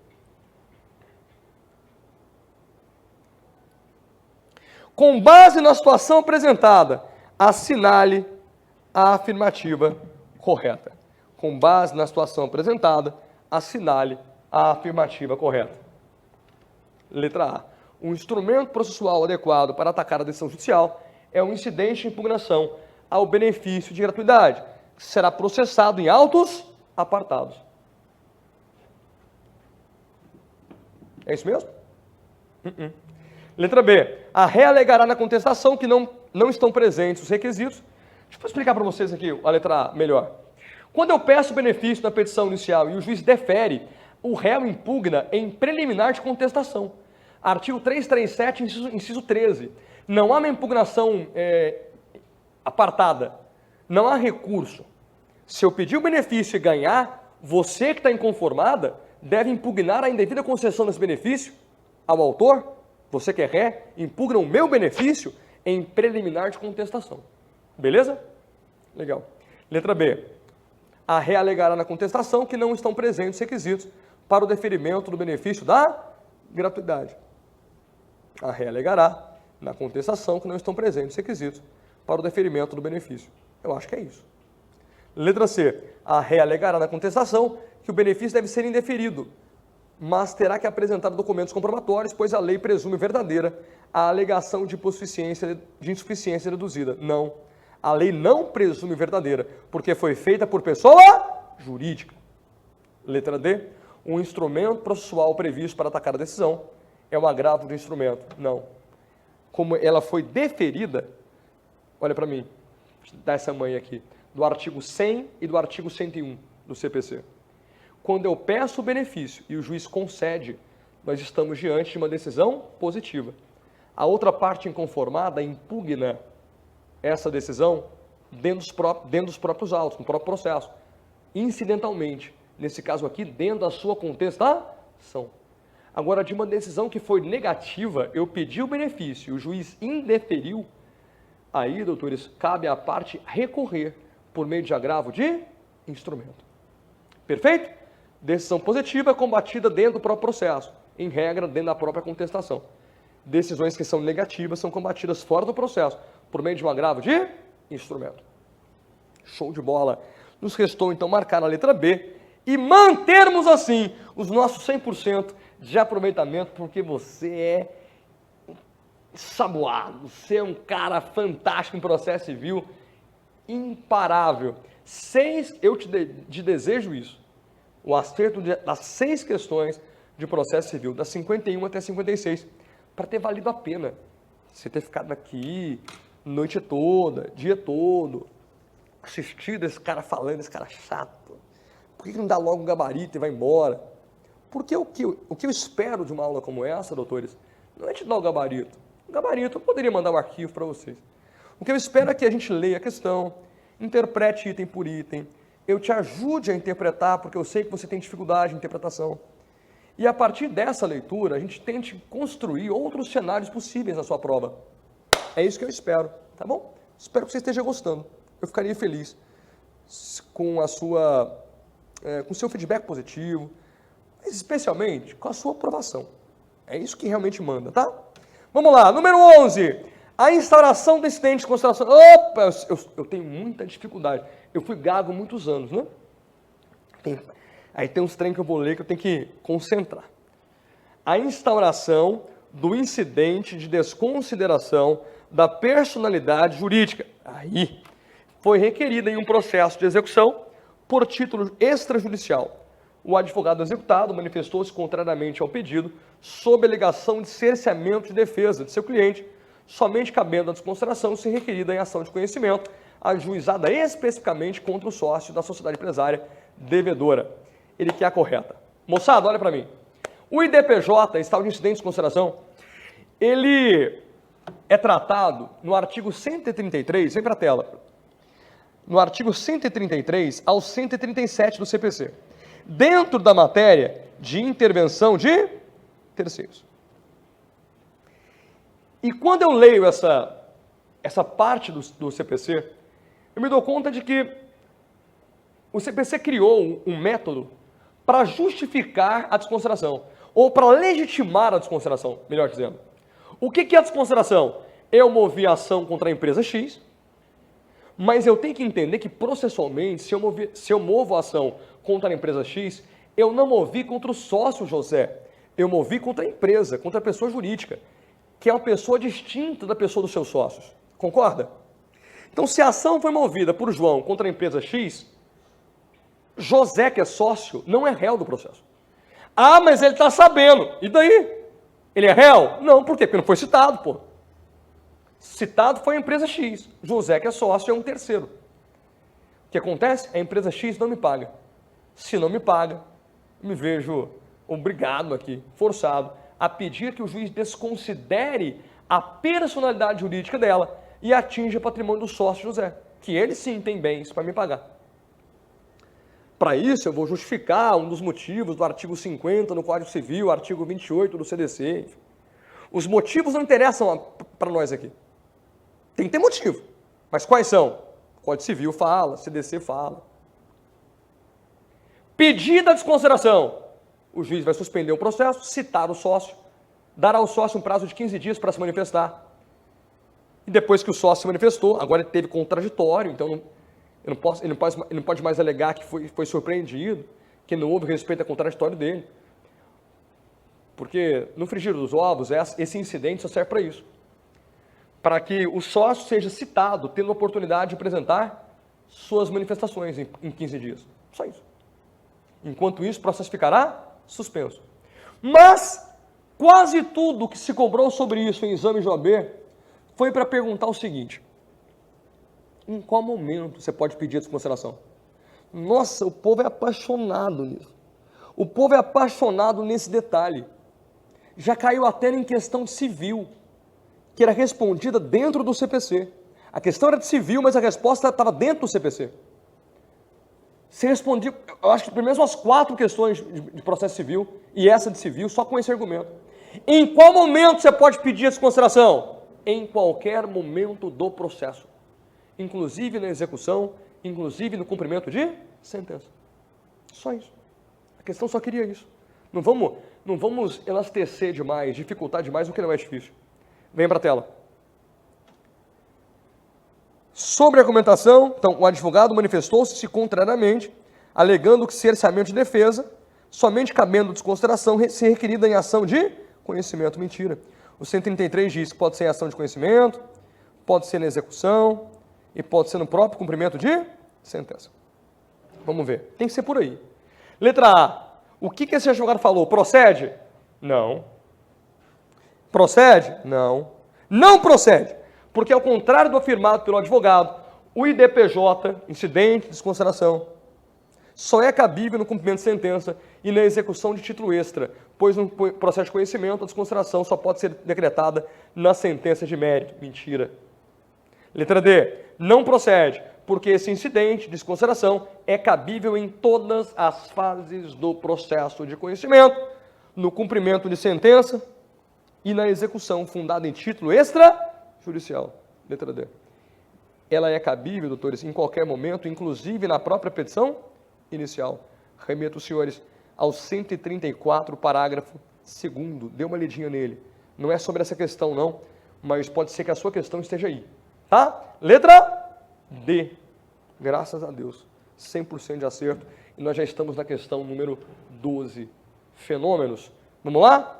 Jorge ajuizou demanda contra Maria, requerendo sua condenação à realização de obrigação de fazer e ao pagamento de quantia certa. Pediu 2 coisas, ó. Obrigação de fazer e pagamento de quantia certa. 2 pedidos. Fez requerimento de tutela provisória de urgência em relação à obrigação de fazer. Após o transcurso da fase postulatória e probatória, sem análise do mencionado requerimento, sobreveio sentença. Então o juiz já deu sentença, ó, de procedência de ambos os pedidos autorais. Então tudo que o autor pediu contra Maria, ele ganhou. Jorge contra Maria. Formulou 2 pedidos e a sentença foi de total procedência de ambos os pedidos autorais, em que o juiz determina o imediato cumprimento da obrigação de fazer. Diante da situação, Maria instruiu o seu advogado a recorrer apenas da parte da sentença relativa à obrigação de fazer. Primeiro, doutores, Maria perdeu os 2 pedidos. Pode recorrer só de um deles? Claro. Escolha dela. Aliás, ela pode recorrer de nenhum. Deixar os 2 para lá e transitar em julgado. O recurso é uma atividade voluntária da parte. Ninguém é obrigado a recorrer. Estando recorrendo, pode, inclusive, recorrer só num pedaço. E o outro, foda-se. Quer recorrer só disso aqui? Pode, claro. É da vontade dela recorrer só na metade. Ok? O recurso pode ser total ou parcial. E, inclusive, pode não existir, não ser interposto. Tá? Maria instruiu seu advogado a recorrer apenas da parte da...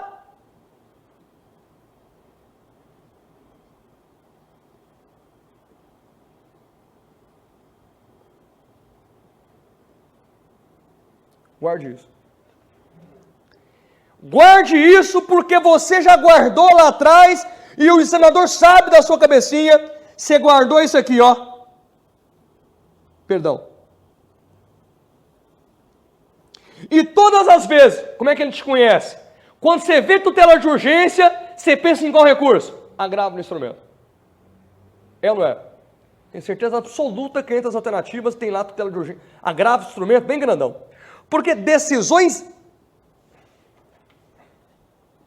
no cantinho do pensamento.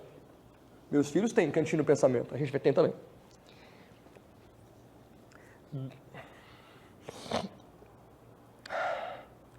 Decisão interlocutória que versar sobre tutela provisória. Vai para o quadro.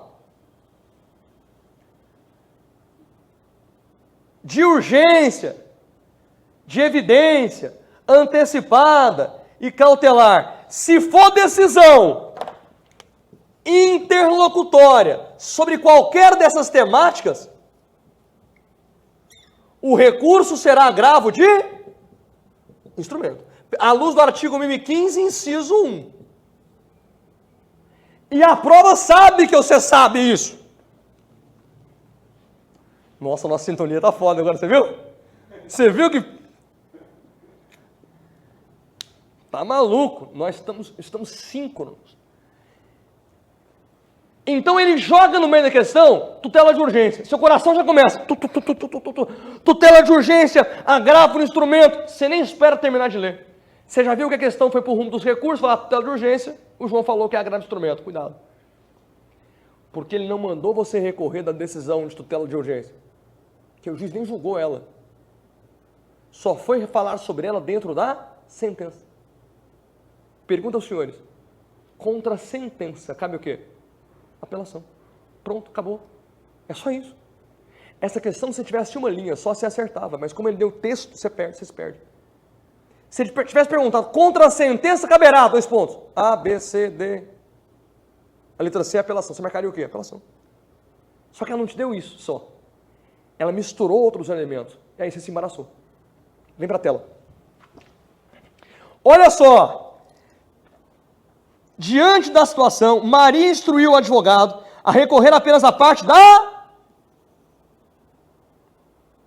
Esqueça o resto tudo. Está no seu colo uma sentença para você recorrer.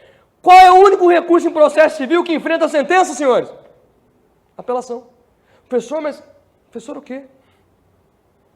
Para caber agravo, antes de qualquer coisa, antes do conteúdo, tem que se tratar de uma decisão interlocutória. E essa aqui é a sentença. Só tem uma. E é claro, os caras são fodidos, velho. Os caras são fodidos. Tem 2 opções. Agravo no instrumento. É para você cair ou não? Tá maluco? Você vem que vem babando. Não mais. Não mais. Porque depois da nossa revisão final, você não erra mais recurso. Amém? Amém. Cabe o que então? Apelação. os melhores alunos do Brasil. Você, meu amigo, minha amiga, nós não erraremos isso mais. Beleza? Se é sentença, é apelação. Se fosse uma negativa de tutela de urgência em decisão interlocutória, aí sim seria agravo de instrumento. Não é o caso. Olha que bonito. Letra C. C de quê? Se Deus quiser. É assim que escreve? Na internet é, né? João. Professor, toda questão tem nome de gente. De onde você tirou isso? Das provas do OAB. Olha para mim. Todas as questões aqui são de provas do OAB antigas. Todas. Todas as questões, então, tem nome de gente? Uhum. Por quê? Você vai advogar para a gente. A prova quer que você trabalhe isso nas suas questões também. Você vai advogar para a gente que vai entregar a vida na sua mão daqui a poucos dias. Então, você tem que lidar com isso aqui, lidar com essa prova, com a seriedade de quem está dando o primeiro passo para uma vida profissional, para uma das profissões mais bonitas que há, com muita seriedade, compromisso, responsabilidade, botando energia boa no que você faz. Não é a carteirinha do OAB. Você está dando os primeiros passos para a sua profissão. Então coloque isso que você está fazendo, meu amigo, minha amiga, aqui com o carinho de quem falaria com um filho. Coloque a sua melhor energia possível. Coloque vida, coloque alma, coloque tesão. Porque você não está aqui só buscando carteirinha de OAB. Você está buscando o acesso à sua profissão, a uma das profissões mais brilhantes, mais bonitas que há. Então eu espero muito que você coloque vida nisso, que você tenha vontade. Eu tenho falado muito sobre isso com os meus alunos. Você tem vontade? Às vezes eu duvido. Eu converso com a turma assim, eu falo, vocês não têm vontade de porra nenhuma. E quem tem vontade é tudo diferente. Tem vontades que não dependem só da gente. Você quer namorar uma menina, ele não namora com você. Agora, vontade mesmo, quando depende só de você, é difícil demais num trem que você não conquista. Você botou na cabeça um trem assim, você tem vontade de comprar esse carro. Eia, é tudo você não conquistar. Bota na cabeça que você tem vontade dessa porra aqui, dessa aprovação. Você tem que dormir e acordar obcecado por isso. Se não for assim, irmão, é muito mais difícil. Obcecado, acordar, dormir, desejoso, com muito ânimo, com muita vontade, com tesão. Se não, irmão, é mais difícil. Você tem que colocar essa prova como prioridade máxima. Prioridade, porque é um passo para a sua profissão. E você sabe o quanto que essa profissão é importante para você. Se você pensar nela só como uma prova da OAB, uma prova da carteirinha, é pouco. É uma prova da sua profissão. Não é a prova da sua felicidade. Felicidade não está em prova nenhuma. Felicidade está na sua casa, nas suas relações com as pessoas. Para essa prova, coloque o tamanho dela, o tamanho que ela tem. É a prova que dá acesso à sua profissão. Então trate com responsabilidade. Responsabilidade de acordar e dormir pensando. De ser desejoso por ela, de botar vontade, de botar vida nisso que você está fazendo. Costuma funcionar melhor. Porque quando eu boto vida e adoto algo como prioridade, eu corro atrás. Eu faço questões, eu faço as provas antigas. Se eu não tenho tempo durante o dia, eu me comprometo a estudar à noite, que seja sozinho. Se eu não tenho tempo na semana, eu estudo no final de semana. Eu vou um pouco além, eu quero dormir, eu consigo ir uma hora a mais, porque eu tenho mais vontade que os outros. Se você tiver mais vontade, não tem jeito. Não tem jeito de alguém te cercar com vontade. Você sabe disso. Isso vale para a sua prova também. Tá bom? Eu torço muito por você. Muito. Ainda que eu não te conheça. Se eu estou aqui falando para vocês e dedicando uma parte do meu dia para isso, se eu dedico boa parte da minha vida, nos últimos 16 anos, a lecionar para alunos de OAB, é porque eu devo amar isso aqui. Senão minha máscara tinha caído. Se não fosse verdadeiro, eu acho que a máscara tinha caído aí para trás já. Eu faço isso há muito tempo. Eu adoro isso aqui. Eu torço muito pela sua aprovação. Eu quero muito que ela aconteça. E acontecendo, meu amigo, minha amiga, para fechar meu parêntese aqui, dedique a sua vitória para as pessoas que estiveram realmente com você durante o seu trajeto. Você sabe que a galera do Instagram não está nem aí, né? Você já entendeu isso, né? Que não adianta você ficar postando, estudei 8 horas, 9 horas. Mentira. Porque ali não tem pessoas que realmente estão por você. Geralmente as pessoas que realmente estão por você são aquelas que eventual derrota sua, no outro dia está lá estendendo a mão de novo para você. São as pessoas que te acordaram, pai, mãe, uma avó, um tio, um esposo, uma esposa, quando você deu muita sorte em casar bem, um irmão, uma irmã. Você acorda no outro dia, a pessoa está lá com você. Te apoiou, te deu a mão, levou café na sua cama. Todo santo dia. Todo dia te acordou, te levou café, todo dia esteve ali por você. Se você ficar paraplégico, é quem limpa a sua bunda. E na hora da sua aprovação, você dedica a sua vitória para o Instagram primeiro. Vai para o bar, comemorar, celebrar com pessoas que não estão nem aí. Se tem um pedido que eu posso te fazer aqui, está muito perto da sua aprovação. Lide com responsabilidade com ela. Quando você for aprovado na primeira fase, não comente com ninguém de fora, porque as pessoas não torcem por você. Você tem uma segunda etapa para vencer ainda. Dedique isso às pessoas que te trouxeram até aqui. 1, 2, 3 no máximo. Se você casou bem, o seu marido. Se não casou, nem ele. Sua mãe e seu pai, se vivo forem, você deu sorte pra caralho. Dedique para ele. Sua mãe está longe, liga para ela e fala, sua filha está dando certo. É só quem quer saber de você, irmão. Na internet você fala, estudei 8 horas por dia. Primeiro que é mentira. Você estudou 8 horas por dia, você não tem energia para postar porra nenhuma. Tá? Não se vitimize. Trabalhe duro. Tem um tempo importante ainda até essa aprovação sua. Você está a passos de exercitar uma das profissões mais nobres que há, mais bonitas que há e mais perigosas que há, se não bem exercidas. Toma juízo e coloque energia, disposição, seja obcecado por essa porra dessa prova, senão não funciona. Feito? Feito. 13. João ajuizou. E olha quem está aqui, se não é minha coordenadora, professora. Você já teve aula com ela? Não sei que ordem que vem essas aulas. Se você não teve ainda, ela está hoje de... Olha, parece uma Fanta laranja. Vem cá, professora. Olha, gente.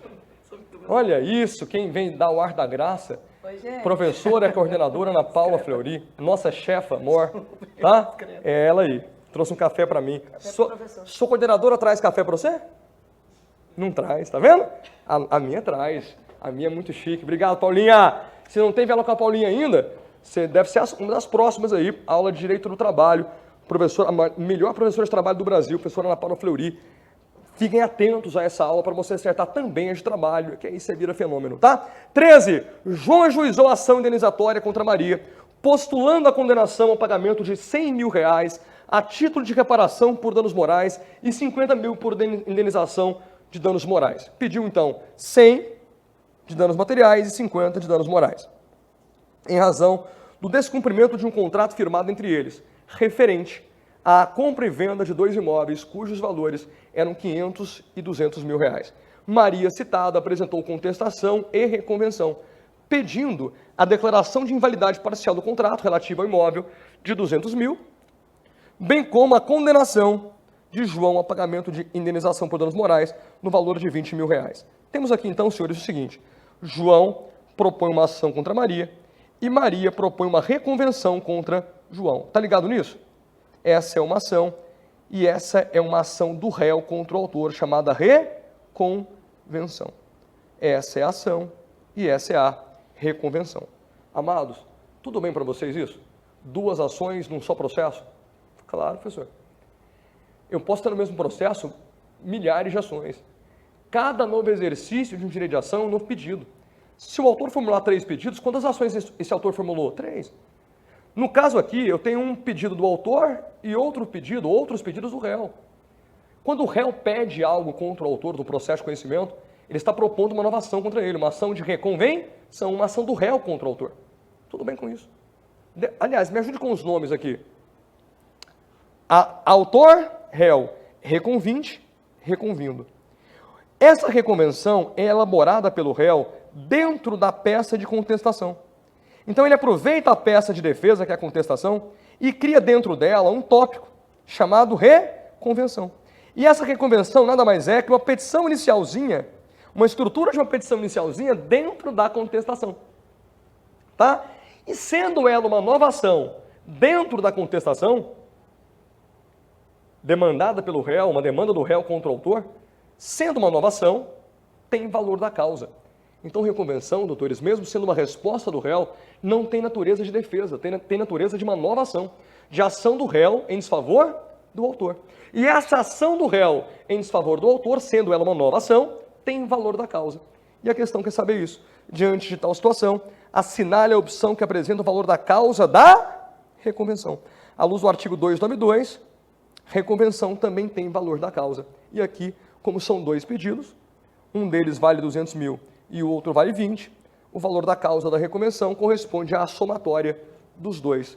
Tem que ter uma opção aqui de 220 mil reais.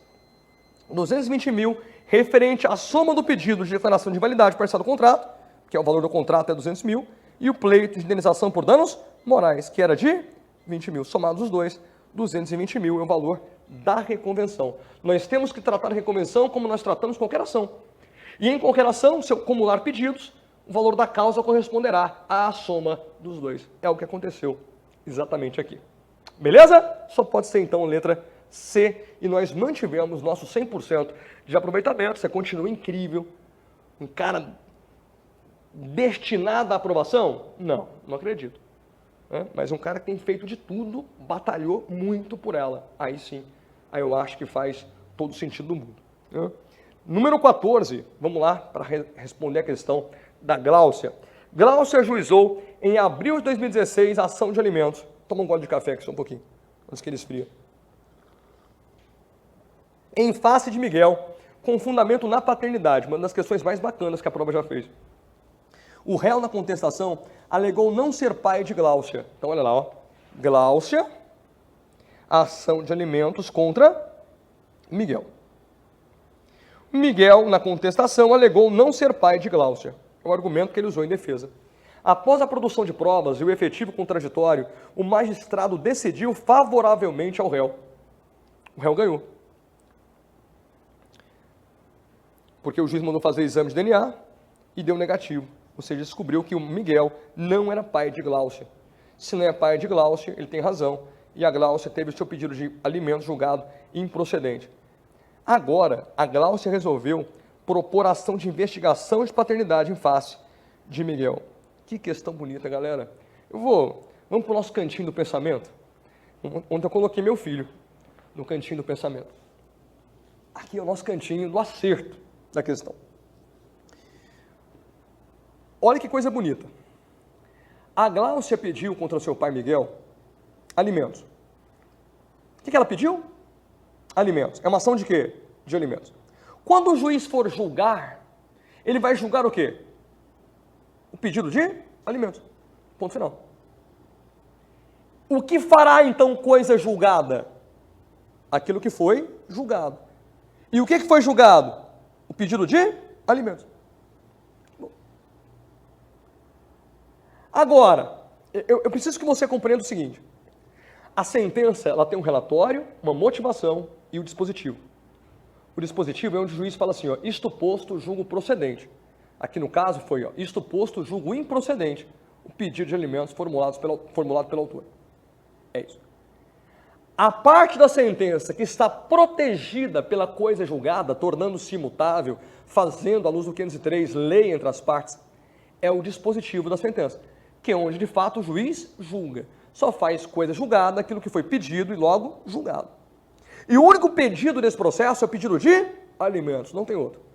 O cara pediu alimentos. O juiz improcedeu o quê? Alimentos. O pedido de alimentos está julgado e transitou em julgado. Fez coisa? Julgado. Ou seja, Gláucia não tem direito a alimentos com relação ao seu pai. Agora, nesse processo, houve também uma discussão sobre paternidade? Sim. Mas paternidade aqui é mérito? Não, mérito é o pedido. Mérito em processo civil é pedido. O que é pedido aqui? Alimentos. O que foi julgado? Alimentos. Mas nasceu uma discussão sobre paternidade? Sim. A questão da paternidade tem que ser resolvida? Tem. Mas ela é mérito? Não. É uma discussão paralela ao mérito, mas tem que ser resolvida? Tem. Então é um incidente. A discussão sobre paternidade nesse processo não é mérito. Se não é mérito, é uma discussão incidental. A dúvida é, senhores, se ela não é mérito, ela é um incidente?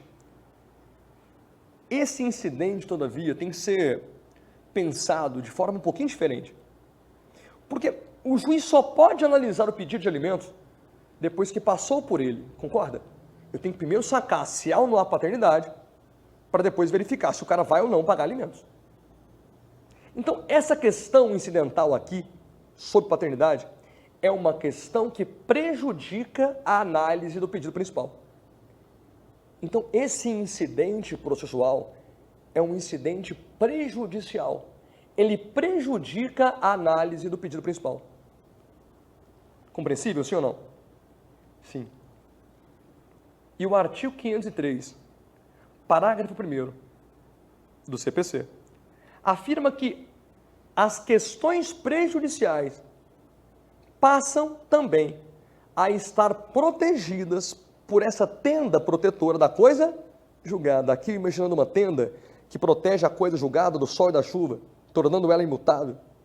Essa tenda protegia apenas o dispositivo da sentença.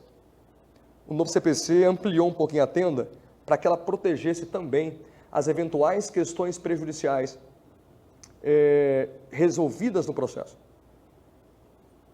Ponto. O que a questão disse? Gláucia perdeu o pedido de alimentos, transitou em julgado, e ela resolveu propor uma outra ação de investigação de paternidade. Quando chegar para o juiz agora um pedido de paternidade, pergunta aos senhores, a paternidade já não é uma questão prejudicial resolvida em outro processo, que também fez coisa julgada? Sim. Então, sobre o pedido de paternidade, já existe coisa julgada. Se já existe coisa julgada em outro processo, nessa ação de paternidade, como é que o juiz tem que julgar? Tem que extinguir o processo, cuidado agora, sem resolução do mérito. Como já existe uma coisa julgada, eu não posso julgar novamente. Eu devo me curvar à coisa julgada já existente, extinguindo essa ação de paternidade, proposta agora por Gláucia, contra o seu pai, de forma a extinguir o processo, sem resolver o mérito. Porque o mérito aqui, que é a paternidade, já está resolvido, então não posso resolvê-lo de novo. Olha que bonito. Extinção do processo sem resolução de mérito, pelo 485, inciso 5. O juiz não resolverá o mérito, inciso 5, quando reconhecer a existência de perempção, litispendência, coisa julgada. Cuidado, geralmente quando você pensa em coisa julgada, você pensa em extinção com mérito. Mas você tem que entender que se a coisa já estava julgada, não pode ser julgado o mérito de novo. Então extingue-se o novo processo sem resolução do mérito. Feito? Feito. Legal demais. Legal demais. Vamos lá? Tem que ter alguma alternativa que abraça tudo isso que nós conversamos. Letra A. O magistrado deve rejeitar a nova demanda com base na perempção. Não tem perempção aqui. Letra B. A demanda de paternidade deve ser admitida, já que apenas a questão relativa aos alimentos é que transitou em julgado. Era assim. Era. Há 9 anos no Código Velho. Letra C. A questão prejudicial relativa à paternidade não é alcançada pela coisa julgada. É sim. Artigo 503, parágrafo 1º. Letra D. A questão prejudicial relativa à paternidade é atingida pela coisa julgada e o novo processo deve ser extinto sem resolução do mérito. Que coisa mais linda do planeta. Questão linda, linda, linda. Traz aí duas exigências, tem que somar duas coisas para que você possa acertar a questão. E você acertou mais uma e manteve o seu 100% de aproveitamento. A prova está atirando de um lado e você com a bazuca do outro. E você... Fenômeno. Não tem jeito. Só vai dar o C nessa prova, amém? Chega lá animado, prontinho para sair vitorioso da prova. Maior do que você entrou. 15. Pedro promove ação de cobrança em face de José pelo descumprimento de contrato de prestação de serviço celebrado entre as partes. Então, Pedro contra José. O processo instaurado teve seu curso normal e o pedido foi julgado procedente, com a condenação do réu a pagar o valor pleiteado. O réu foi condenado a pagar. Pedido foi julgado procedente. Vitória do autor. Não houve recurso. E na fase de cumprimento de sentença, o executado é intimado a efetuar o pagamento e pretende oferecer resistência. Ó, o executado aqui quem é? José. José foi intimado para pagar no cumprimento de sentença, que é a execução da sentença, mas ele, José, que é o executado, quer oferecer resistência, ou seja, apresentar defesa.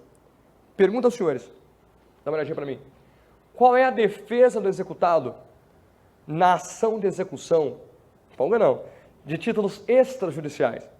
Se é uma execução de um cheque, nota promissória, contrato, escritura pública, nós temos ali uma defesa que se dá por meio de embargos à execução. Do outro lado, se nós temos uma execução de sentenças, de títulos judiciais, tecnicamente chama-se cumprimento de sentença, a defesa do executado aqui se dá por meio de impugnação.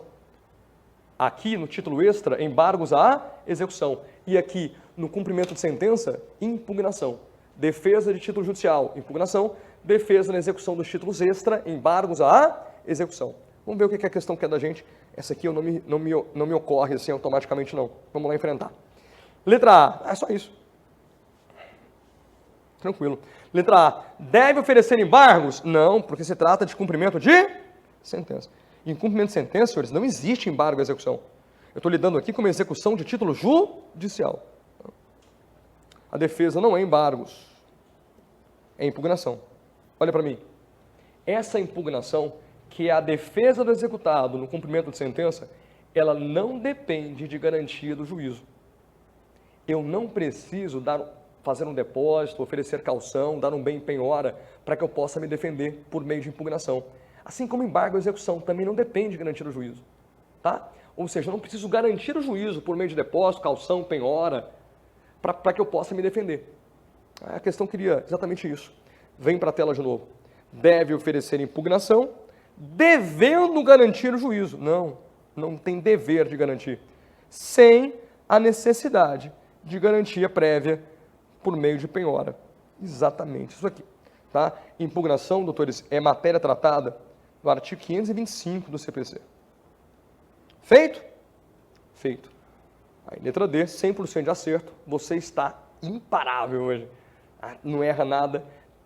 Olha para mim, você fez 16 questões comigo, a prova só quer 6. Você acertou 16 vezes. Só peço para estender e acertar mais 6 na prova. Aí, a questão, 16ª questão e última, tá? Nós não vamos errar para manter os nossos 100% de acerto aqui, ó. Número 16. Maria Joana tem contrato de locação firmado com Mariana há muitos anos. A relação contratual entre elas é bem tranquila e Maria Joana nunca atrasou o pagamento do aluguel. Além disso, mantém o imóvel de Mariana em perfeito estado de conservação. O contrato estipula os casos de rescisão. Certo dia, ocorreu um desastre natural na localidade em que Mariana morava e a Defesa Civil a orientou a não voltar para casa, pois o local não oferecia mais segurança. Diante desse cenário, Mariana não teve outra saída senão pedir o imóvel que alocou para Maria Joana para seu uso próprio. Mariana respeitou a legislação e o contrato, mas Maria Joana recusou-se a desocupar e a entregar o imóvel. Mariana, sem ter onde morar, ajuizou ação de despejo em face de Maria Joana no Juizado Especial Cível. Letra A. A advogada de Maria Joana alegou incompetência do juizado por considerar a causa complexa. Sobre os juizados, considere a afirmativa correta. Opa, acabei marcando aqui já. Não tem problema não. Senhores, dá uma olhadinha para mim. Juizados especiais cíveis. Primeiro, não é a maior vocação dessa banca, não. Ela não morre de amores por juizado. São pouquíssimas questões que já cobraram juizado. E eu coloquei aqui para você notar o seguinte. Quando cobra juizado, ela fala de forma expressa que é juizado. Procedimento sumaríssimo, tratado na Lei 9099, na Lei 10259, na Lei 12.153. Por se tratar de juizado especial estadual, civil, juizados especiais, os comuns, né, os primeiros que nós tivemos, não são federais, eu estou tratando aqui da Lei 9099, Lei dos Juizados Especiais, que realmente cria um procedimento muito menos complexo, que não permite, por exemplo, intervenção de terceiro, não permite reconvenção, né? É muito menos complexo. Então, há causas que não ultrapassarem o valor de 40 salários mínimos. E aqui temos uma competência que é relativa. À luz do artigo 3º, parágrafo 3º da Lei 9099, dentro do valor da causa de juizados especiais, não há obrigação de submeter ao juizado. Eu tenho a faculdade de levar para o juizado especial civil e estadual. Tá? Vamos ver o que a questão quer da gente. Aliás, vamos logo no gabarito, né, que eu tirei a graça da questão. Letra C. O juizado especial cível é competente para conciliar, processar e julgar causas cíveis de menor complexidade, assim considerada a ação de despejo para uso próprio. Perfeito. Aqui eu tinha apenas que reconhecer que essa ação de despejo para uso próprio, desde que não ultrapasse esse valor da causa aí de 40 salários mínimos, está dentro da competência dos juizados especiais cíveis. Questões muito complexas não estariam contempladas aqui, mas trata-se de uma ação de despejo para uso próprio, uma causa de pouca complexidade. É a cara dos juizados especiais cíveis estaduais. Beleza? Não é uma questão, doutores, que me inspira muitos cuidados, porque a banca não tem tradição de cobrar juizados especiais. Só quis mostrar que quando ele cai, cai de forma muito expressa e questões simples como essa foi. Tá? Obrigado a vocês. Fiquem com Deus. Uma boa continuidade aí no seu reta final. Eu espero que você seja feliz nesse curso, como a gente tem sido aqui, gravando essas aulas para vocês. Que a gente participe juntos também. Nós participemos juntos do nosso corujão, de madrugada até 4h30 da manhã, ao vivo, é delícia, tá? Quero estar com vocês também lá. A nossa aula de véspera, no sábado, véspera de prova. Então tem muita coisa boa pela frente, eu espero que você aproveite ao máximo isso aqui que a gente está te oferecendo, para que ao cabo desse estudo nosso, você sinta que nós participamos um pouquinho dessa sua aprovação. A gente quer muito participar dela e quer muito que você haja de maneira séria, comprometida com o seu resultado. Tá bom? Obrigado, fiquem com Deus, obrigado pela oportunidade de mais uma vez lecionar para vocês. Um grande abraço.